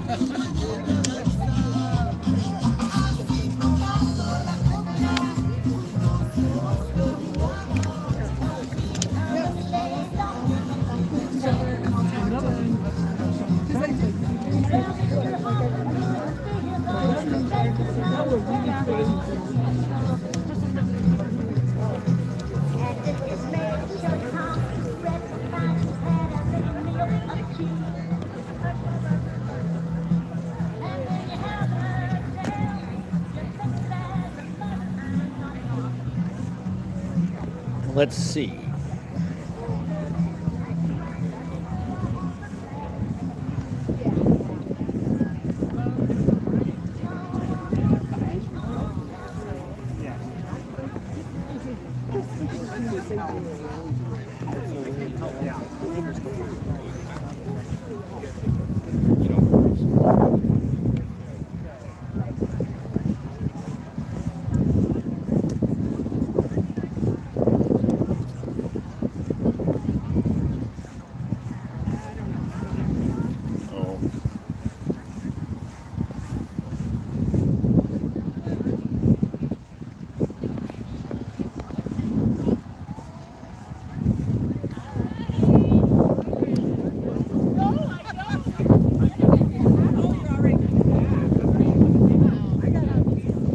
Were you all on the front end of the march? So it's coming back in already? All right. Your suit is reminiscent of the Grateful Dead. Or what's happening under the leadership of... I saw the roses and the flowers and the skulls, and the only thing it's missing is a teddy bear. So, yeah. And I don't mean that in a disparaging way at all. No, it's fine. It's good.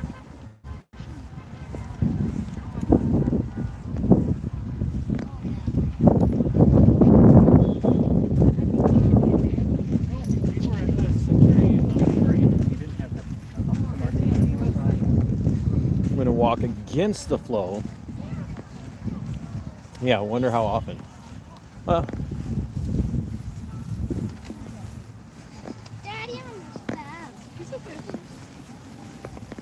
I'm just going to walk right down the middle to see everybody's sign. You got to be warm in there.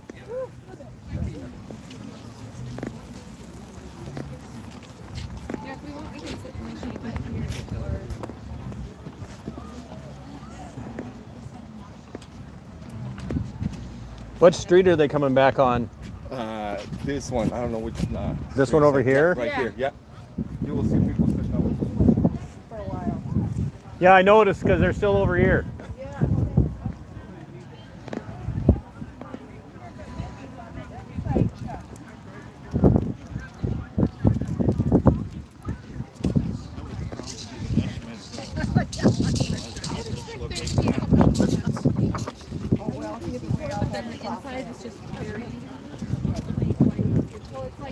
It's a very interesting play on words, by the way. I wanted to chant it, but no one's changing me up on it.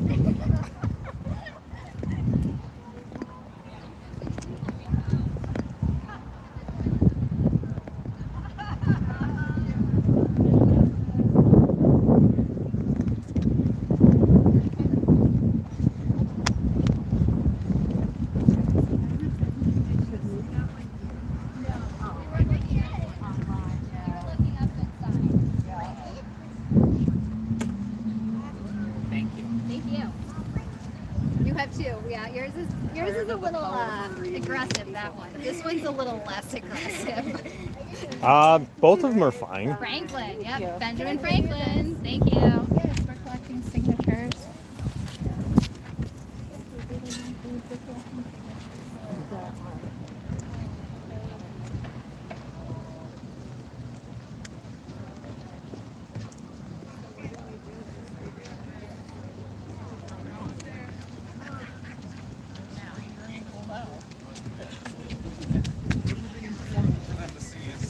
Visible and everything else we don't really care about.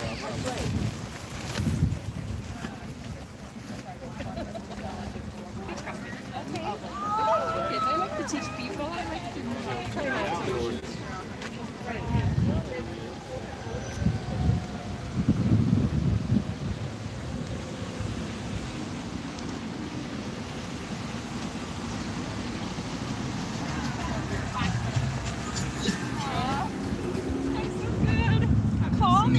Will do. Oh, sorry. You're fine. Thank you.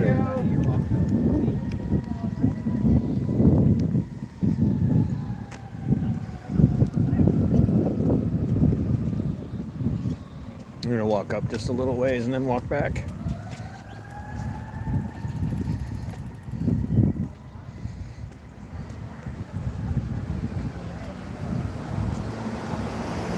What time does the bleeding start?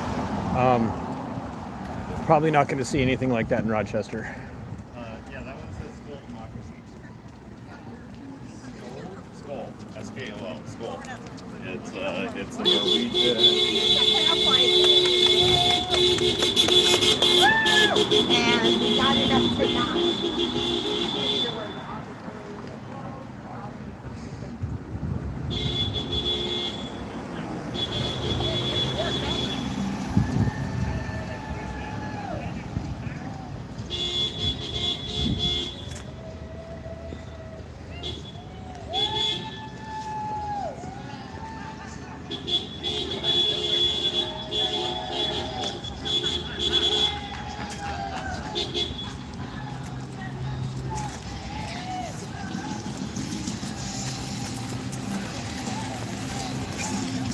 Not everybody is meant to be a leader. I know I'm not.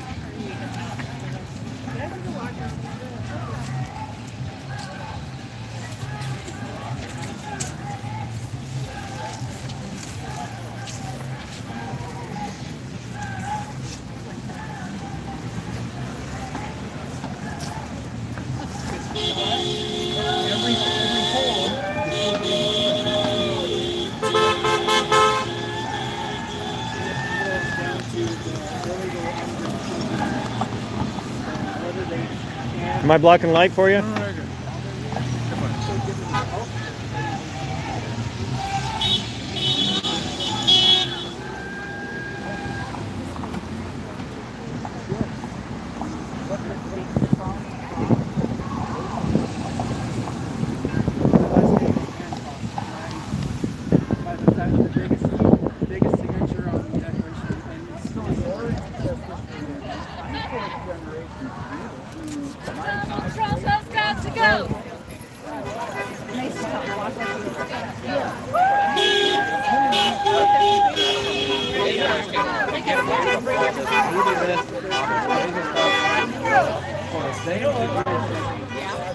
Trump has got to go.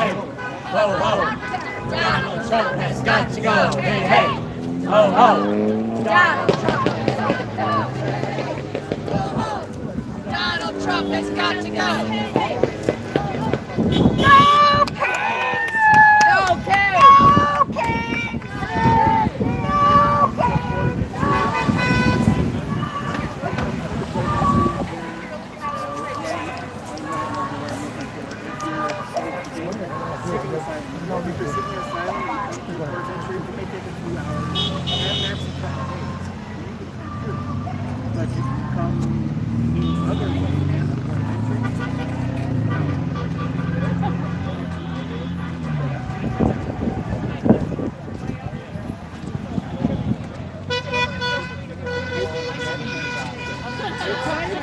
Irony is being dressed as a stormtrooper protesting dictatorships. Did anybody else catch that?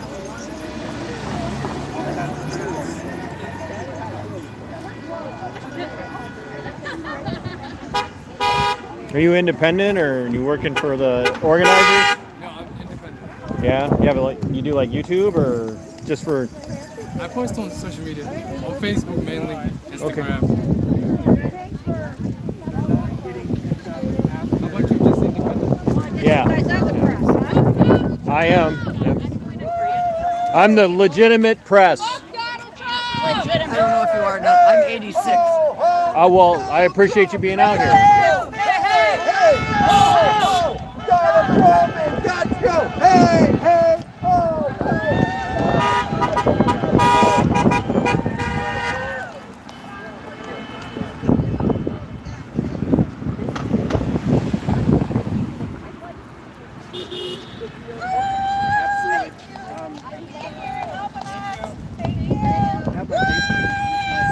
Hey, there's a difference between our flags, man. That's a disgrace. Right?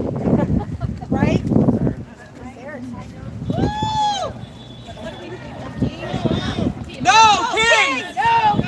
No kings! No kings! No kings! Donald Trump has got to go! Hey, hey! Ho, ho! Donald Trump has got to go! Hey, hey! Ho, ho! Donald Trump has got to go! Hey, hey! Ho, ho! Donald Trump has got to go!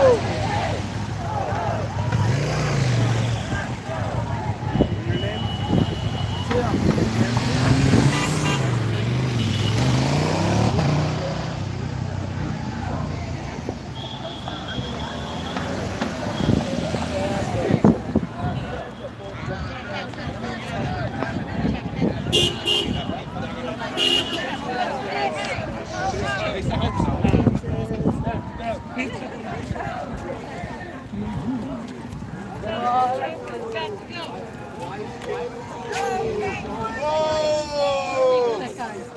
Oh, gross! Pedophile president! Pedophile president! I mean, it's not like you can't.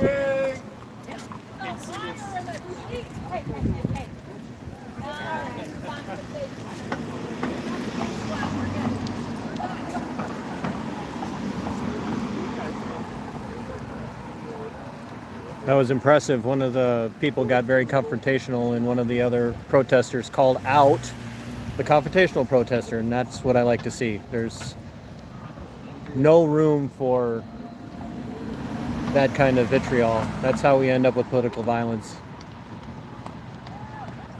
It's nice to see it get called out by the left.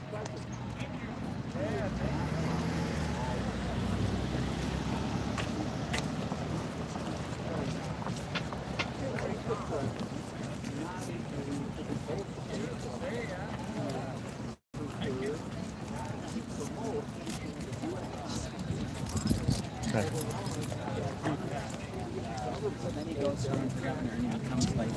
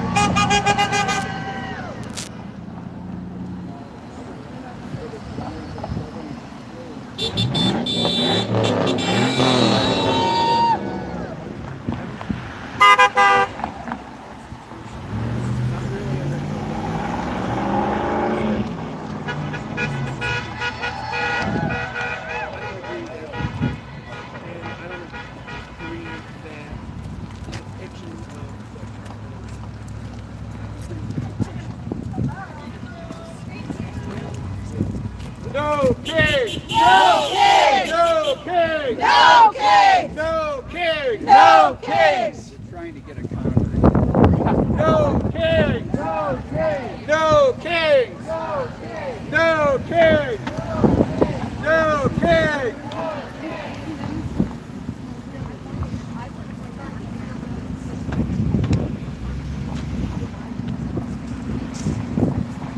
Most groups, they would probably sit there and have a drink with you, cheering. From what I've seen. Go ahead, sir. Sidewalk's yours. Not really. It's everybody. But you have a right to use it just as much as anybody else. Flag, or wear a Trump hat, Trump shirt. All I get is FD.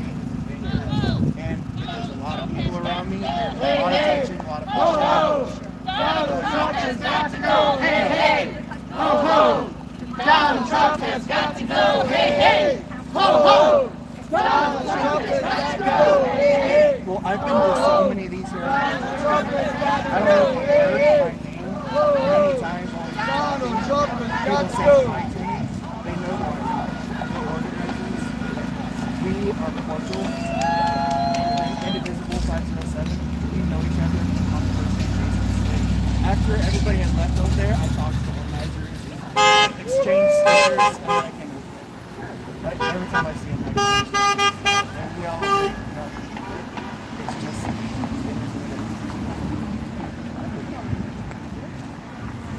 something I admire. This is a good time to go. Democrats do is get together like this. I wish the Republicans, but we sit back. Hey, hey! Ho, ho! Donald Trump has got to go! Hey, hey! Ho, ho! Donald Trump has got to go! Hey, hey! Ho, ho! Donald Trump has got to go! Hey, hey! Ho, ho! Donald Trump has got to go! Hey, hey! Ho, ho! Donald Trump has got to go! Hey, hey! Ho, ho! Donald Trump has got to go! Hey, hey! Ho, ho! Donald Trump has got to go! Hey, hey! I love you,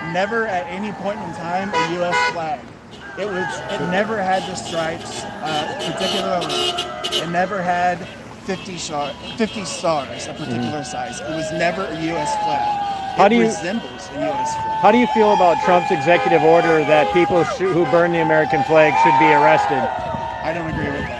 I don't think people should burn the American flag, but I also don't believe they should be arrested. Would you defend a person who does it? I would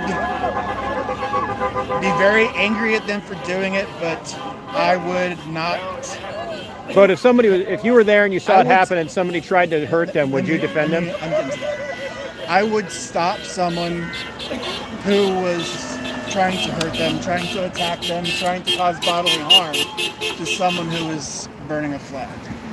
The only exception to that is if they took that flag from someone else and burned it. Like Right, well that's a different crime. Yes. Yeah.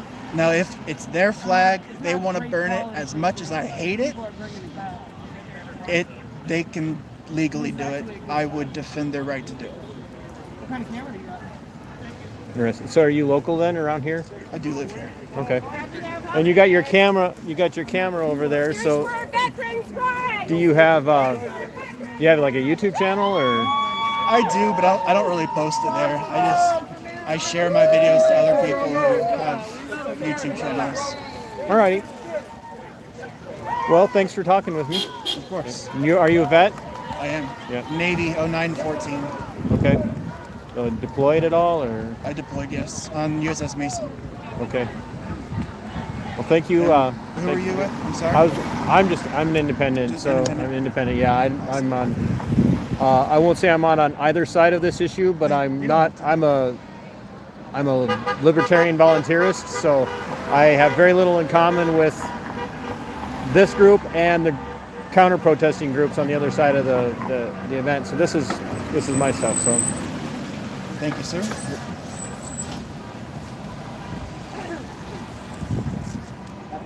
You too. No kings! No kings! No kings! No kings! No kings! No kings! No kings! No kings! No kings! No kings! No kings! No kings! You're cool at bottomless energy, aren't you?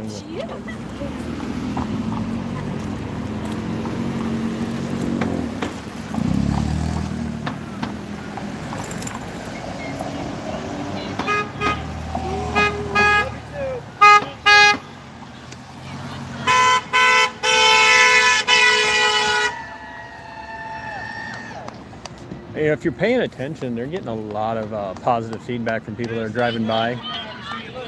And Tell me what democracy looks like.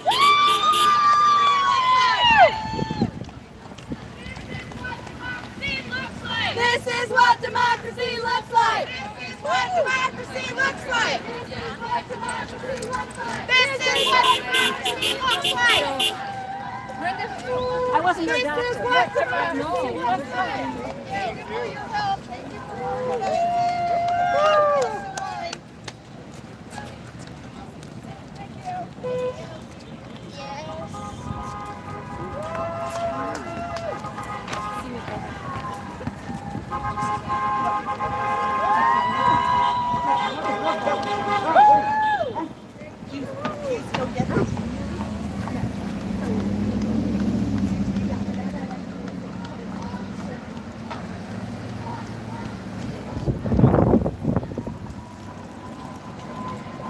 yeah, some of the signs lack creativity. I'll give you that.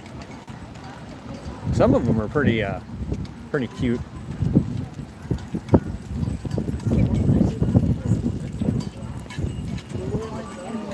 Show me what democracy looks like. This is what democracy looks like. Show me what democracy looks like. This is what democracy looks like.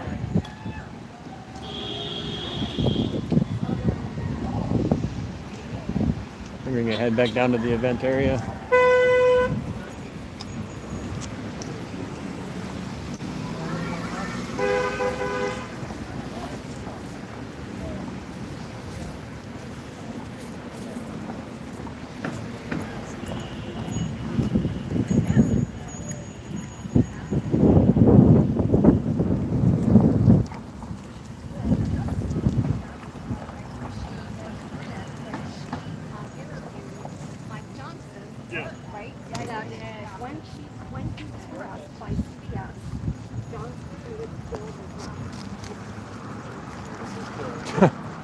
Onion article. I'm like, what? A what? No. Oh, now, yeah, now I haven't seen the Onion in so long. I forgot it was a thing. Oh, we're living in it. So. Between the Babylon Bee and the Onion, I'm just done. I can't tell what's real or fake anymore. Exactly. Actually, between the Onion and the Babylon Bee, most of those writers are better than the ones in all the other publications. So.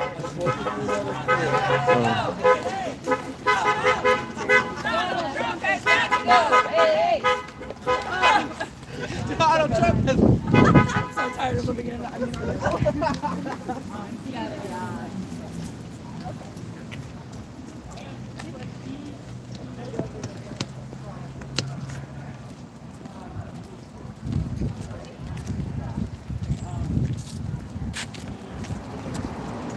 Go back down to the event for a little bit more. We've been going for almost 2 hours now.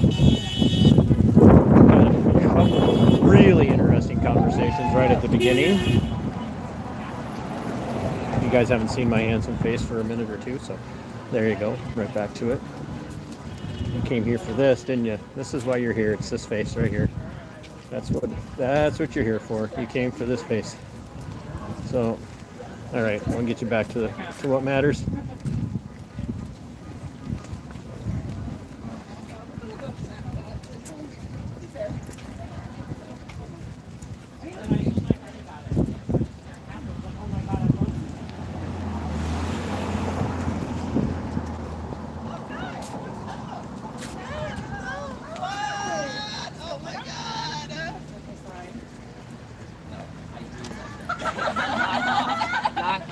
I love it. See you guys later. Bye.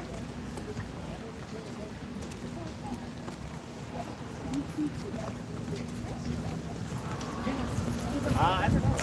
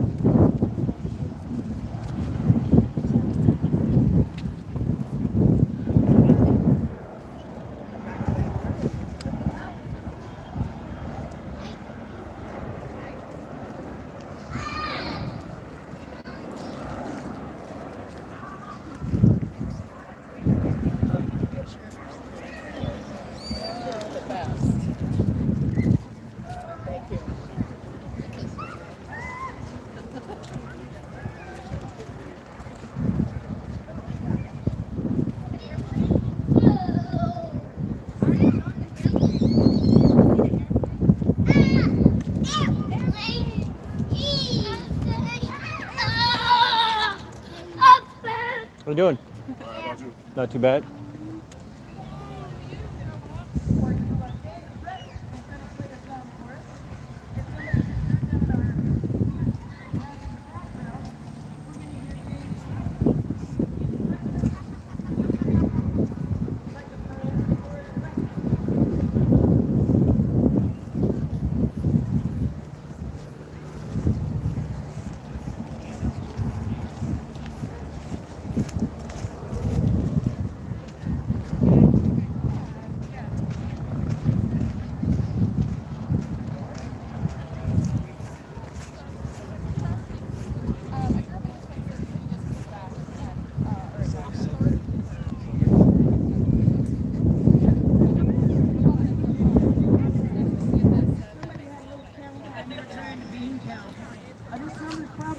I saw you. I caught you. I caught you playing.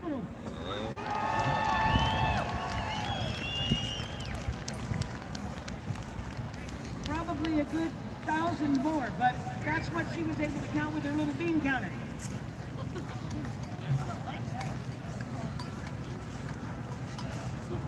And you didn't think you'd be doing any more sunbathing in October, did you? I'm loving it. Check 1, 2. This is on.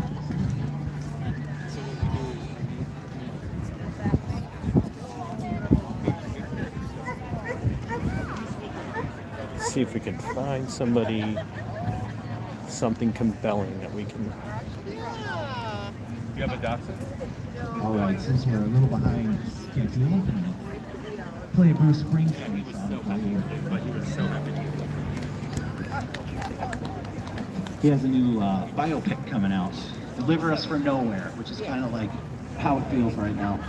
The song is called A Promised Land.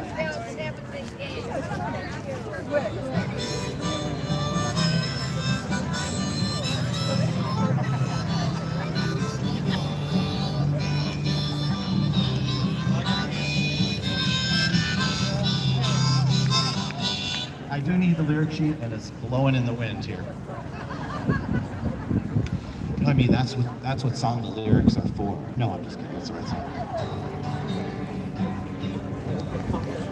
Rattlesnake Speedway in the Utah desert. Pick up my money and head back into town. Driving across the Waynesboro County line. Got the radio on and I'm just killing time. Working all day in my daddy's garage. Driving all night chasing for a ride. Pretty little girl, I'm gonna take dogs. The dogs on me see how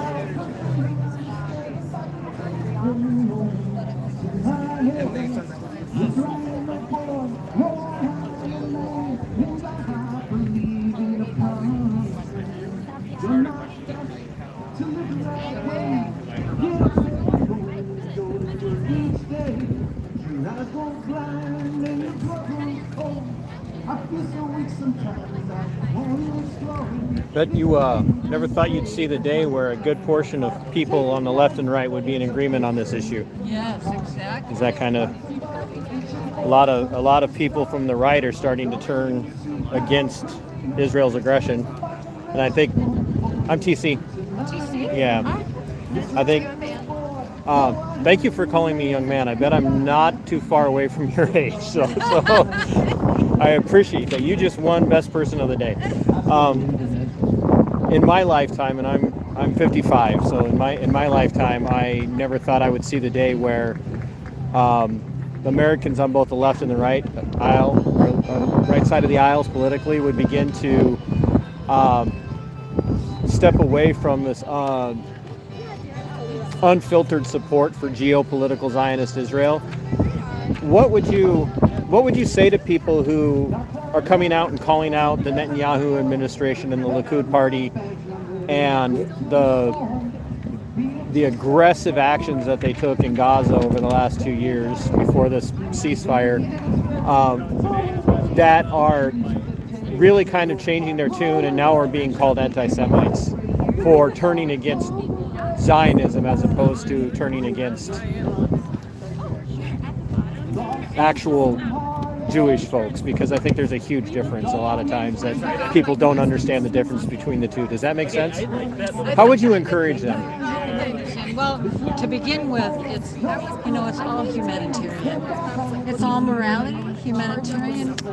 What's here in the heart, and the politics part of it, left, right, all together. I mean, there's a reason that the leaders are doing what they're doing, and I am ecstatic that there's the ceasefire. Well, I'm thrilled that it's there. I'm praying that it holds on. It holds on, and that all the work that is going to need to be done after all of it kind of, okay, we're done with this, ceasefires, and then all of the work that needs to be done in order to continue life in Palestine.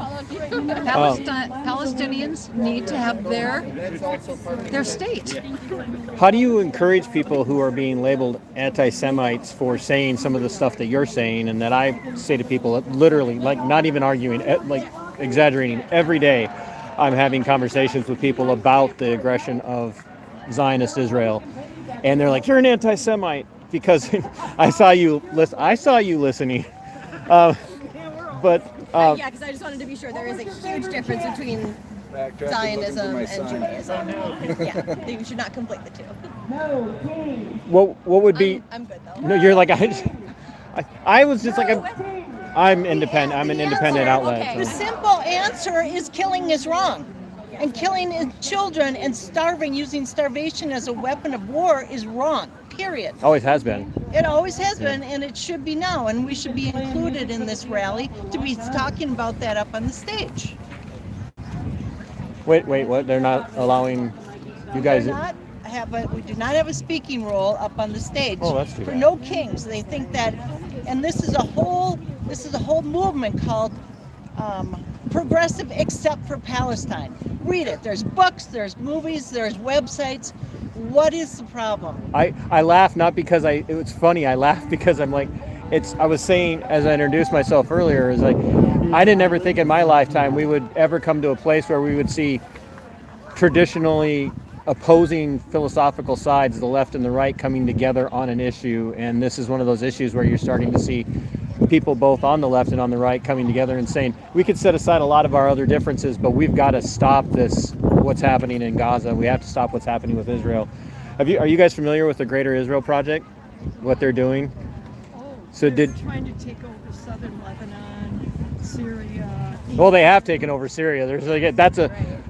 The same group that we spent over 20 years sacrificing our young men and women to fight. And I'm a vet, 82nd Airborne Division, well before this last farce of a war. But for 20 plus years of the global war on terror, we were fighting against what we were told was this great threat, to only fund that same threat to take over Syria, because we found out that Israel was paying for it because they wanted Syria for the Greater Israel Project, right? So I saw your guys' table, I saw the flags, and I'm like, I got to go talk to them because I wanted to encourage. I'm a libertarian. I'm not a Republican. I'm not a Democrat. I'm not, traditionally conservative, or, and I'm not on the left. But I just wanted to encourage you guys that there are a lot of voices out there, especially like within the libertarian movement, that are with you on this. Well, have libertarians said a statement about Palestine? Yeah, we have been the most vocal group on this compared to even the left side. The most. Look up Dave Smith. He's got a podcast called Part of the Problem. Turn your name tag around that. I'm wondering who you are. You're pressed with who? I'm an independent, but I wear this for the times that they come up and try to run me off.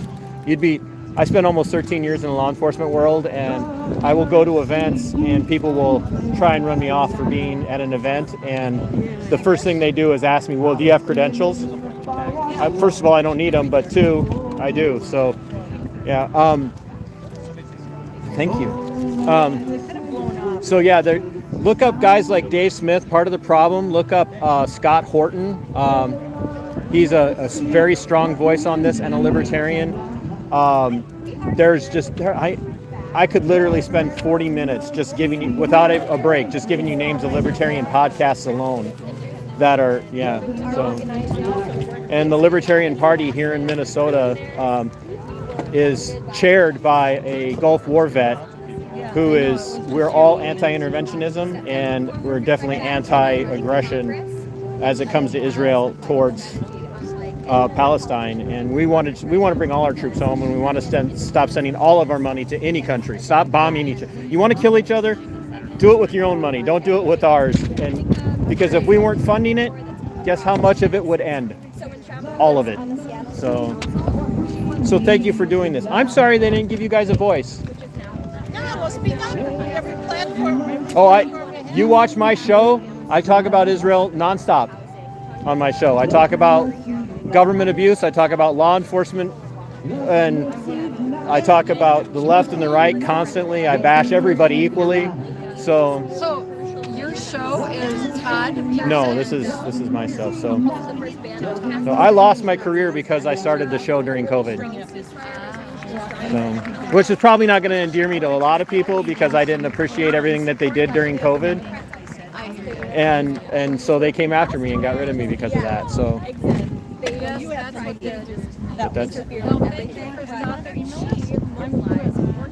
but I just wanted you to know there are a lot of people from both sides of the aisle that are 100% on board with you. And that is the exact kind of fighting strategy that we think we are missing and desperately need. So yeah, she is running in Washington State right now. Oh no, I don't. No, I just like to let people know just in case they don't want their faces in the video. Yeah. So yeah, Nothing against you personally. State, but she is I've been doing this for so long. There is no other candidate with a track record like hers of like proven working class victories, and especially where she's running in Seattle, we think this is the best time to break through the bullshit two-party system that does not represent everyday people, and get an independent socialist into Congress to actually fight for demands that we desperately need. So if she wins, she's going to turn her inauguration in D.C. into a rally of 10,000 plus people to demand an end to all U.S. military aid to Israel. And she's also going to propose a ballot initiative in the city of Seattle to expand that Amazon tax she already won by $5 billion to cover free health care for the folks in Seattle. Yeah, so just like she won the $15 now minimum wage, that kind of like was a beacon and a bastion to winning 15 in other major cities. The same thing can happen with free health care. If we win in Seattle, why can't we win in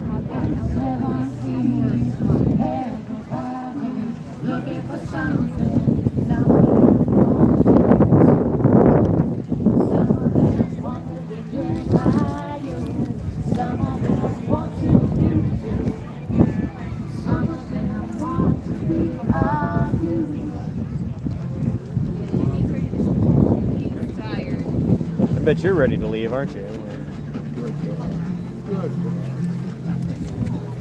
She's gonna go with you.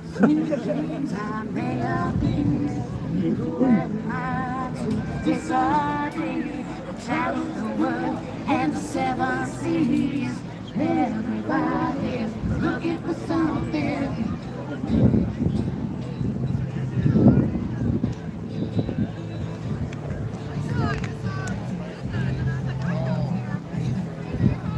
Hold your hand.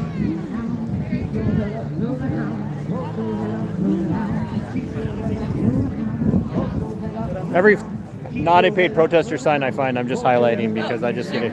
I don't care if you are. Okay. Well, we haven't got paid yet. I get a lot of. I'm an independent platform, so just go out and document events and talk to people about why they're out doing what they're doing. Covered the Charlie Kirk rally a few weeks ago, and I'm like, equal opportunity. I was going to come out here and cover this one too. So.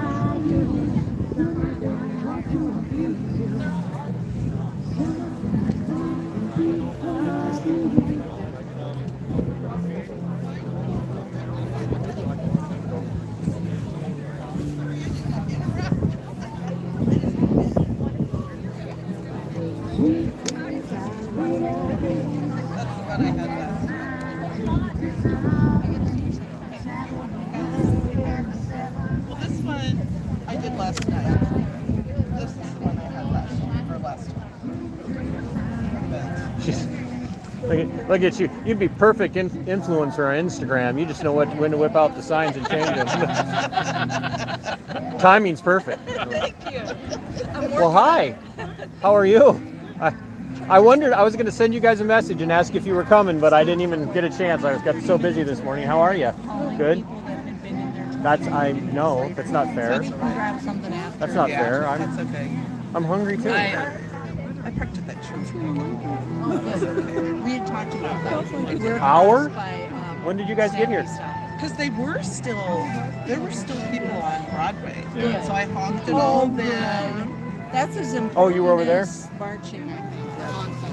And then Caleb's here. Caleb and Jess are here. Oh, really? Yeah, they're like by the music, he said. So. Oh, I didn't know he was home. Well, you know, no.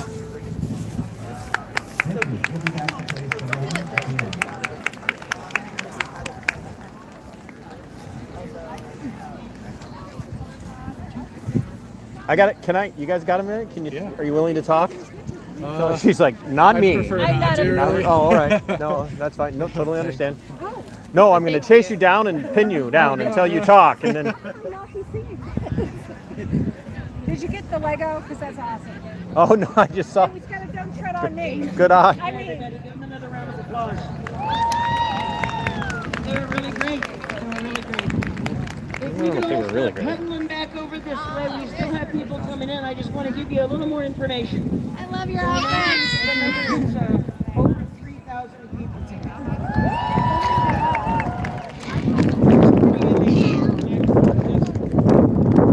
What a crowd. I'm so happy to be a part of this. And we believe, well, we know that people on Broadway saw over a mile of people walking. Over a mile of people walking. Is that not amazing? I didn't hear that. Everybody start huddling up here a little bit. There are some people that are still in food lines, I'm sure. Can you hear me back there? If you can't, let me know. If you're in a food line, you can hear me. Put your hand up, please, so I know. Yep, they can hear me. Perfect. I like the sound of my voice. I like the... How are you doing? I have wanted to do something for a really long time, and Jake's going to give me... Alex is going to give me a hand.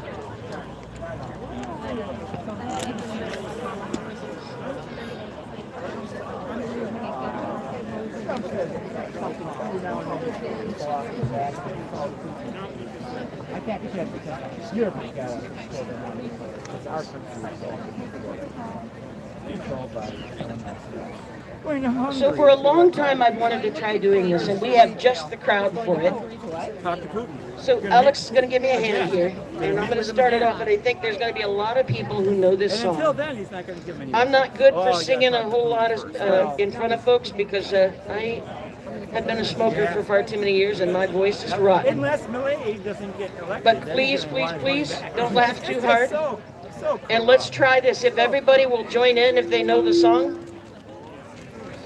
We are gentle, angry people. We are singing, singing for our lives. We are gentle, angry people. We are singing, singing for our lives. We are many-colored people. We are singing, singing for our lives. We are many-colored people. We are singing, singing for our lives. Young and old together. We are young and old together. We are singing, singing for our lives. We are young and old together.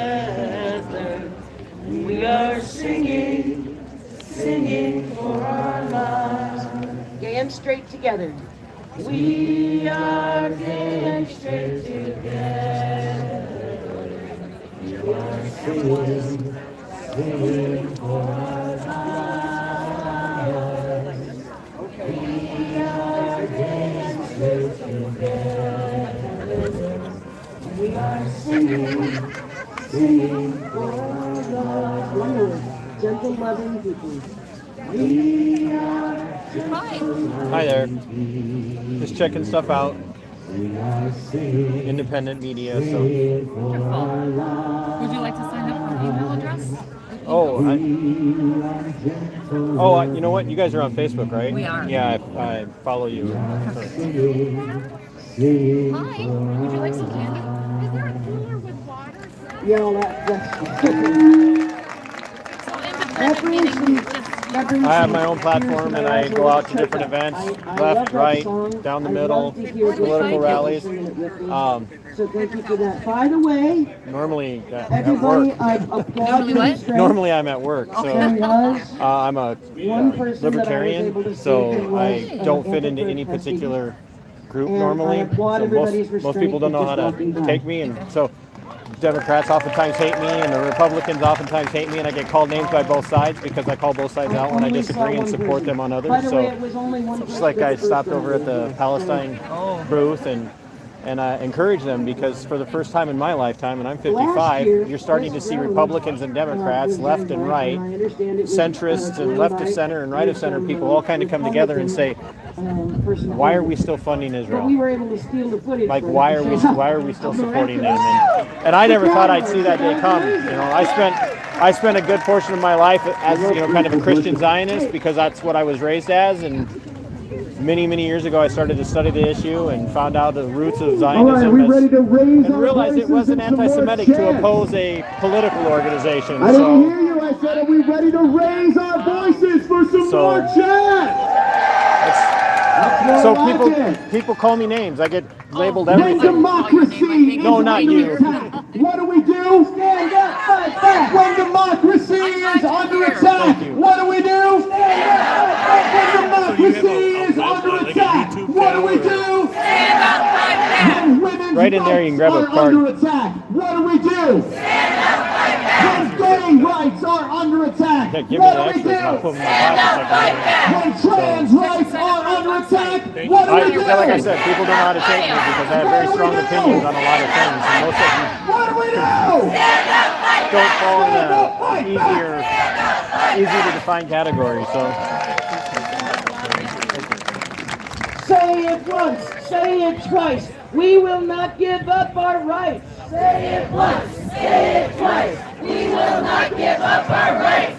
Say it once, say it twice. We will not give up our rights.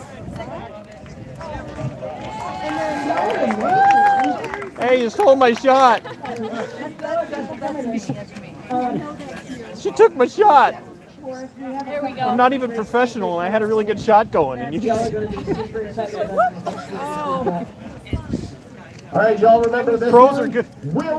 Pros are always good at getting good shots. I finally got a good shot. Until you release Epstein's list, we'll stay angry, we'll stay I want to see this one too. Until you release Epstein's list, we'll stay angry, we'll stay pissed. Until you release Epstein's list, That's me. But, well, I'm an introvert, but I... Until you release Epstein's list. Would you talk? Would you be willing to talk? As an introvert to an introvert, would you be willing to talk? Could you step back just a little bit so we don't interfere with them?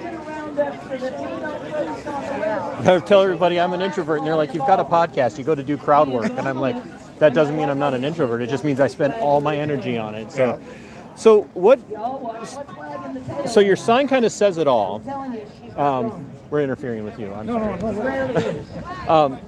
Your sign kind of says it all. So even though it says it all, can you tell us a little bit about what it means to be a straight white guy that's so fed up with it that you decided to come out? Well, I sat back for a long time and just listened to it, and for me, I can't stand the injustice anymore. I don't even want to watch the news because it's everything you hear is negative. Either side. Yes, Yeah. it's both sides. It's not just one. Yeah.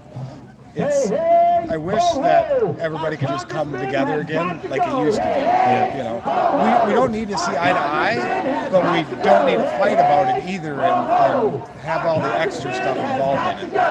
I got friends that voted for him. We're still friends, but they don't make a big deal out of it. It is what it is, and I let that part of it go. So for me, I'm here to support everybody else and everything that we're fighting to keep. So, what are you, 30s? 41. 41? I wasn't too far off. So.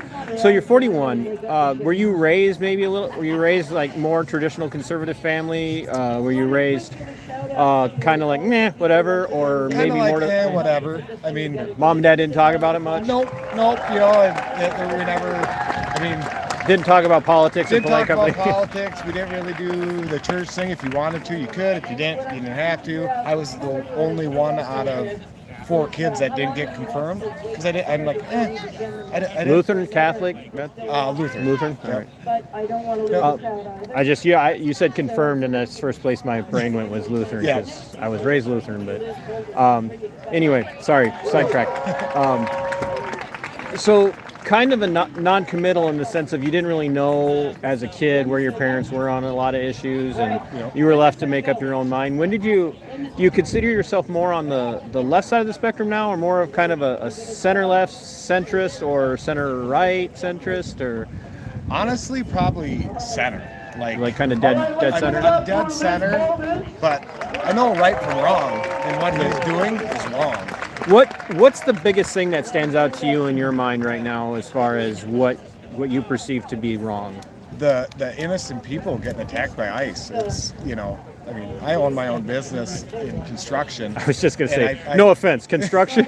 I talk with a lot of people every day, and that's, part of being in my business. But when I get away from work, I'm all, I like going home. I don't like talking to people. I feel that. And I love going to Chicago, and what's happening in Chicago right now, absolutely just... it blows my mind. What kind of don't tell us what your business is, but what kind of construction you do? Like, I'm a mason. You're a mason? Yep. All right. Now my chat's going to explode. Look, he just admitted to being a mason. Oh, not that kind of mason, people. So, do you have crews that work for you? You own your own business? Yeah, I got 7 people that work for me. Have you had to be worried about losing any of them, or is your skill set just kind of that? Not on my, should say not on my crew, but no, I haven't. But I've made it very clear that we will never talk politics at work. It's not allowed. Here, let me make sure I'm phrasing that. Have you ever had to worry about whether or not you were going to lose crew, anybody working for you because of the stuff that's going on with ICE? No, not necessarily. But when the election was going on, and that's what I was saying, I just flat out said I don't care where you're at, but it's just I'm not allowing it at work because that's not a place that it should be. Yeah, it's perfectly within the realm of your ability to dictate that. It's a safe. It should be the safe zone for the day. Like nobody should. We've got other things to worry about at work besides whether or not you voted for or against him. Yeah. But you also haven't had to worry about. Look at Rochester has a large migrant population of labor, day labor. One that works for me, but he's legally came from California, raised California, but still, there's still. I was going to say, has he expressed any concerns that he hasn't to me? Okay, so because I've talked to people a couple of days ago that I have friends in the area who, her daughter is in a relationship with a legal American Hispanic who got picked up here legally and they just picked up and they sat on him for days. And so, I mean, it's a reality, and her children, her grandchildren are, she's like, do we have to worry about the grandchildren? So, if you had a message for both sides of the political aisle at this time, what would you say to them as far as how do we change what you perceive to be the negative course of the country that it's going in?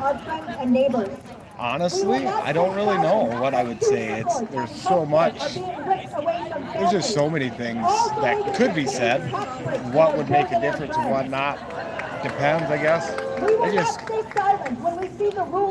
I think they need to listen to the people, the actual people of the United States, and we need to fight for them, not this rich person or that rich person or this side or that side. It's the people, like everybody. I mean, everybody needs help. So. Do you think conversations like this are helpful if people are willing to have them, where they're willing to talk about, hey, we've got some differences, let's talk about where we're different at, and not that we've had... As long as it can stay flat and not get angered, yes, I think it is a good thing to be. People will be able to talk about it. But if somebody's going to get angry or start yelling about it, and then I don't think it does anything. No, yeah, the yelling never helps at all. So It just needs to stay flat. You voice your opinion, I voice mine. We talk about maybe why, and then that's what it is, you know. Awesome. Well, I really appreciate your time. Not a problem. Thank I'll you. do that. Everybody's been offering me the fist bump instead, so that's where it's at. Oh. Thank you. So thank you. Have a good Appreciate one. it. Neighbors taking care of neighbors, communities making decisions together, joy, yes, joy as resistance. Because when we dance, when we sing, when we celebrate, we remind each other what we're fighting for. And we are here to dance and to sing and to say, hope is not sitting back and wishing. Hope is showing up for the vote, for the protest, for the neighbor. Hope is That's, knocking doors, Liz feeding Bolden families, speaking. telling new stories, building new systems. Hope is a discipline. Hope is action. And hope is contagious. When one of us steps forward, others follow. That is how movements are born. That is how change. She's a local elected official. There are rallies like this. Elected servant, I should say.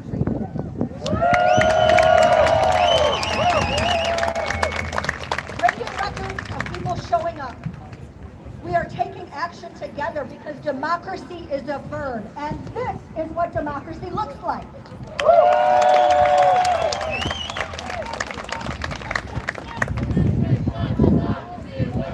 Show me what democracy looks like. This is what democracy looks like. Show me what democracy looks like. This is what democracy looks like. So today I challenge us to commit to each other. We will not go back.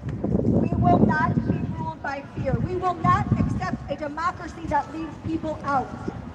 We build something together, something better together.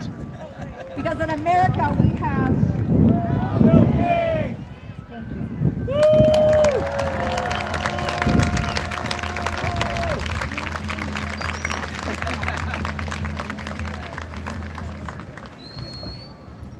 Okay, are we getting close to where people are coming all the way back now yet? We're getting there. All right.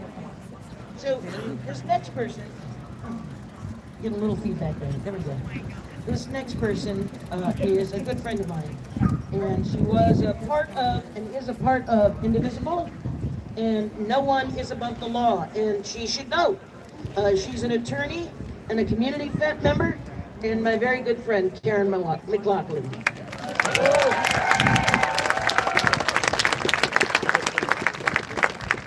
Thanks, everyone. Proud to be here today. And first, I want to thank all those people who raised their hand for the first time attending a rally. Congratulations. Please continue with those efforts. And I think most importantly also, share your thoughts with your friends and bring your friends because we're going to need them. I am here today because I believe that, I need to start first. As an attorney, I need to give my disclaimer. I do not represent here today any of the organizations I'm associated with through my regular business. Right, you're not paid to be here. And I want to speak out because I want to speak out against what I view as a wannabe king. It's just not true. Because we have no kings here. And I think about the words of my friends at the ACLU who say things like, the power of the people is stronger than the people in power. I believe that in this world. I'm not getting you.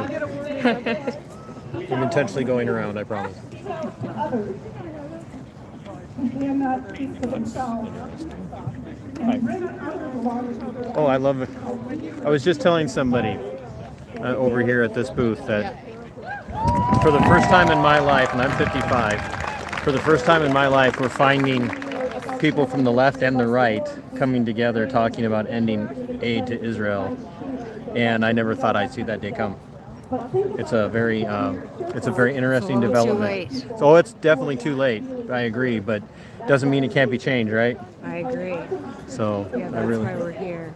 Yeah, it's I love to see that sign. So Yeah, it's good. Yeah. Thank you. We need to think bigger. We need to think bolder.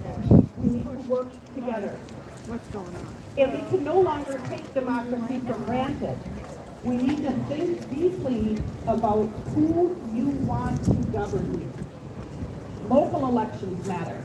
And you Yes, want to organizers look are at the starting to values follow of me the now. people on your ballot and vote. Because in my world, in my view, voting is our superpower, and we need to exercise it. This is important work. It's important to find ways to act in our democracy and our community are worth fighting for. And thinking about the law today, I continue to think about the fact that there are judges out there. Right now, it's mostly at our federal level, but they are out there every day defending our laws against this administration. There are other elected officials, even here in Minnesota, who keep pushing back against this administration. And unfortunately, I think it might get worse before it gets better. I'm concerned about things like martial law, but the law is on our side. We're going to face challenges here, but we have the power of the people to stand up and keep standing. And I haven't bumped into anybody yet today.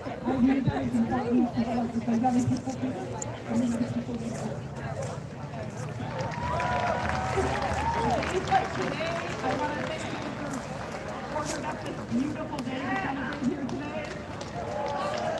But I also challenge you to think about your values and think about democratic values with the small d in democracy.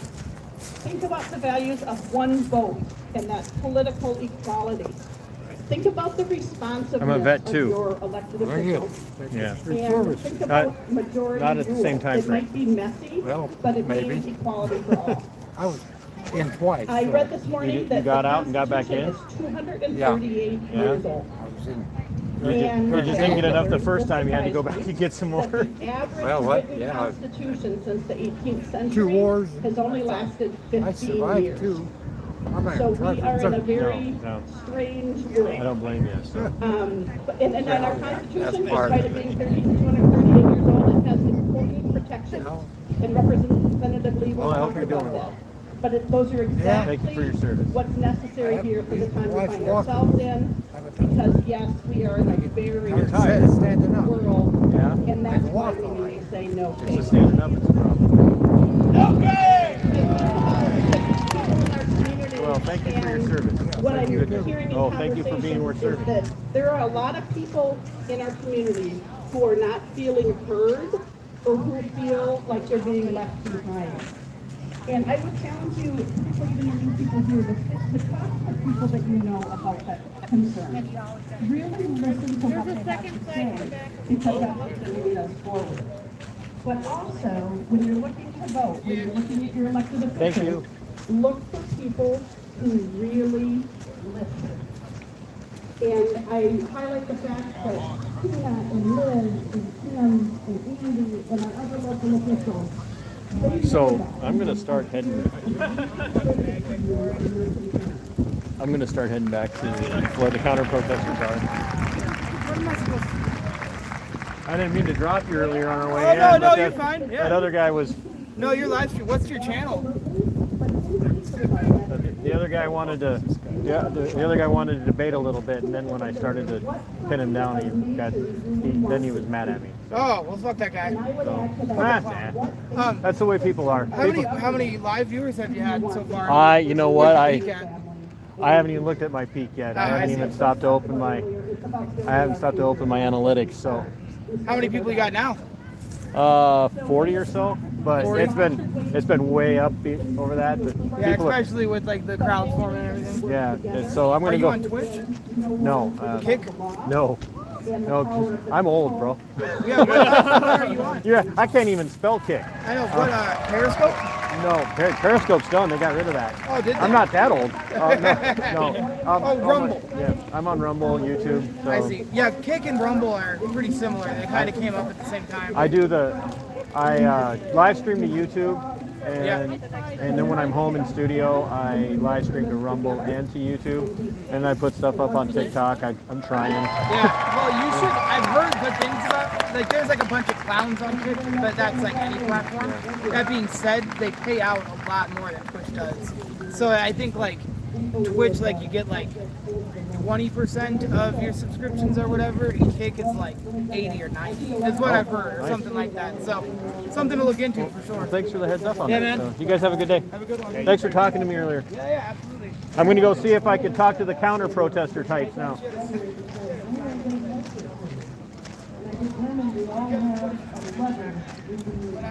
Let's see. So how's the chat doing? We're going to go try and talk to the counter protesters, wherever they might be. I've heard that there's some out here somewhere. We don't know. If you were here at the very beginning, the one guy did not want to, he did not like my comment. So that's the way we are.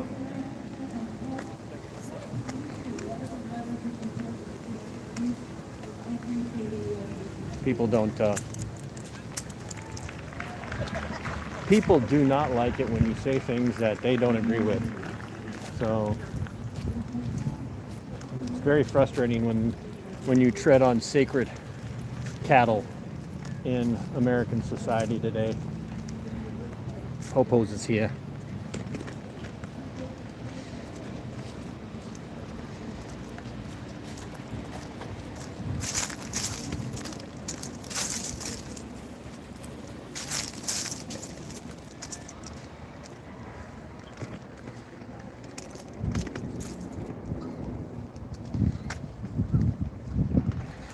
Let's see, so Founding said, Trump even says that he is not a king, but said that Christ is king. Founding, that's an interesting thought. The problem is that Trump has also basically denounced Christianity now, so refuted his Christianity. So, I mean, he went to Jerusalem, or I should say he went to geopolitical Zionist Israel, and in his speech about the peace deal, the ceasefire, he thanked his son-in-law, Jared Kushner, for converting his daughter to Judaism. So, I mean, Christians don't thank people for converting their children to Judaism. It's just not, it's not in keeping with Christian thought. Geek Squad looking. Me? I'll probably, I don't know.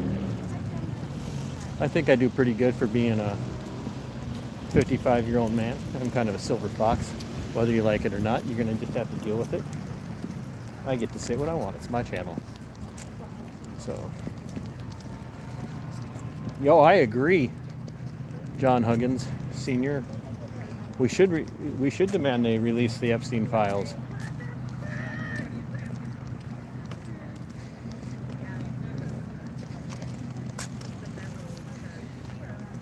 They should have released the Epstein files under Biden. Trump should release the Epstein files. But here's the reality.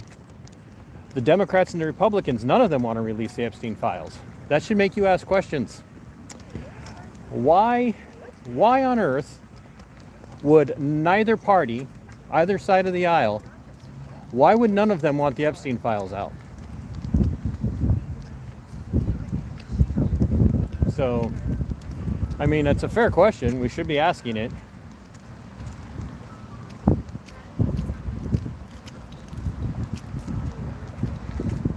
I mean, could it be that there's powerful people from both parties on the Epstein list?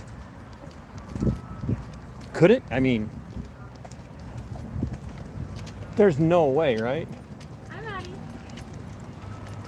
Good, how are you? There's just absolutely no chance that Republicans and Democrats are on the Epstein list. I mean, Epstein's longtime female companion, Ghislaine Maxwell's father, was a Mossad agent. Like literally a Mossad agent. Well, we're already here. Not making that up, not fabricating, not stretching the truth. Like Ghislaine Maxwell's father was a Mossad agent. He was an asset. So Is it a stretch to say that Epstein was a Mossad agent or an asset? Also, I'll probably go.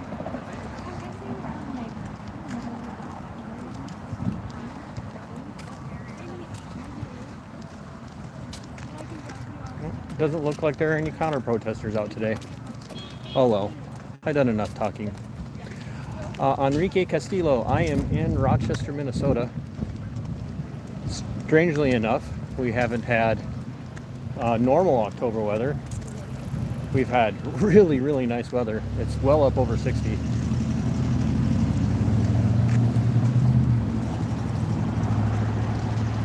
So,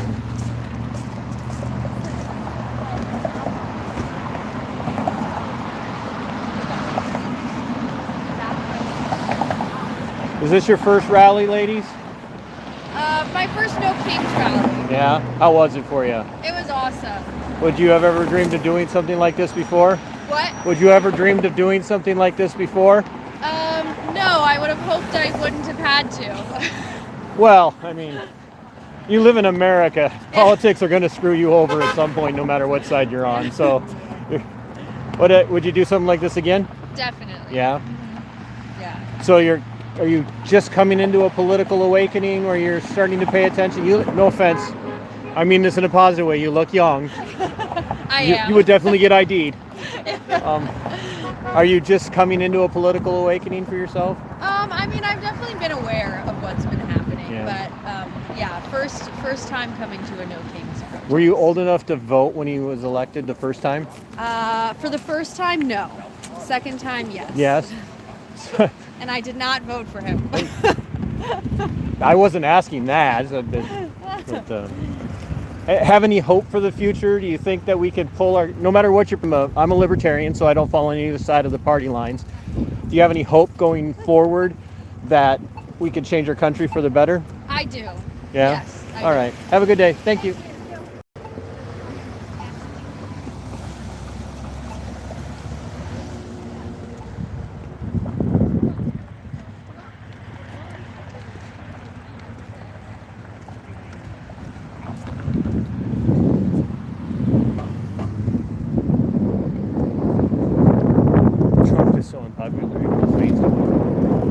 That's actually a good line. I'll give you credit for that.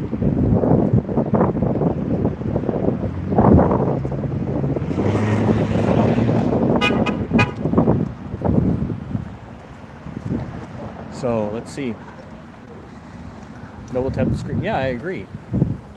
Although we do have almost 100, I'd like to get a few more likes. It was fun. I think I had a lot of good conversations. As you know, when you go to an event like this, you're on, I don't want to say hostile ground. I don't want it to be seen that way, but you're in their territory, so to speak, even though it's a public park, but it's their territory. They've got it staked out for the day.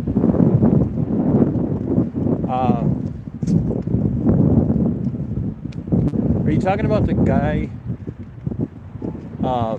way down by where the people were coming back from the march? I don't know. I think he probably had some mental health issues, but yeah. Grey Wolf, that got you nowhere. I don't know what you were looking for. I wasn't looking to go anywhere with this, so. Yeah, I really enjoyed this. It was fun.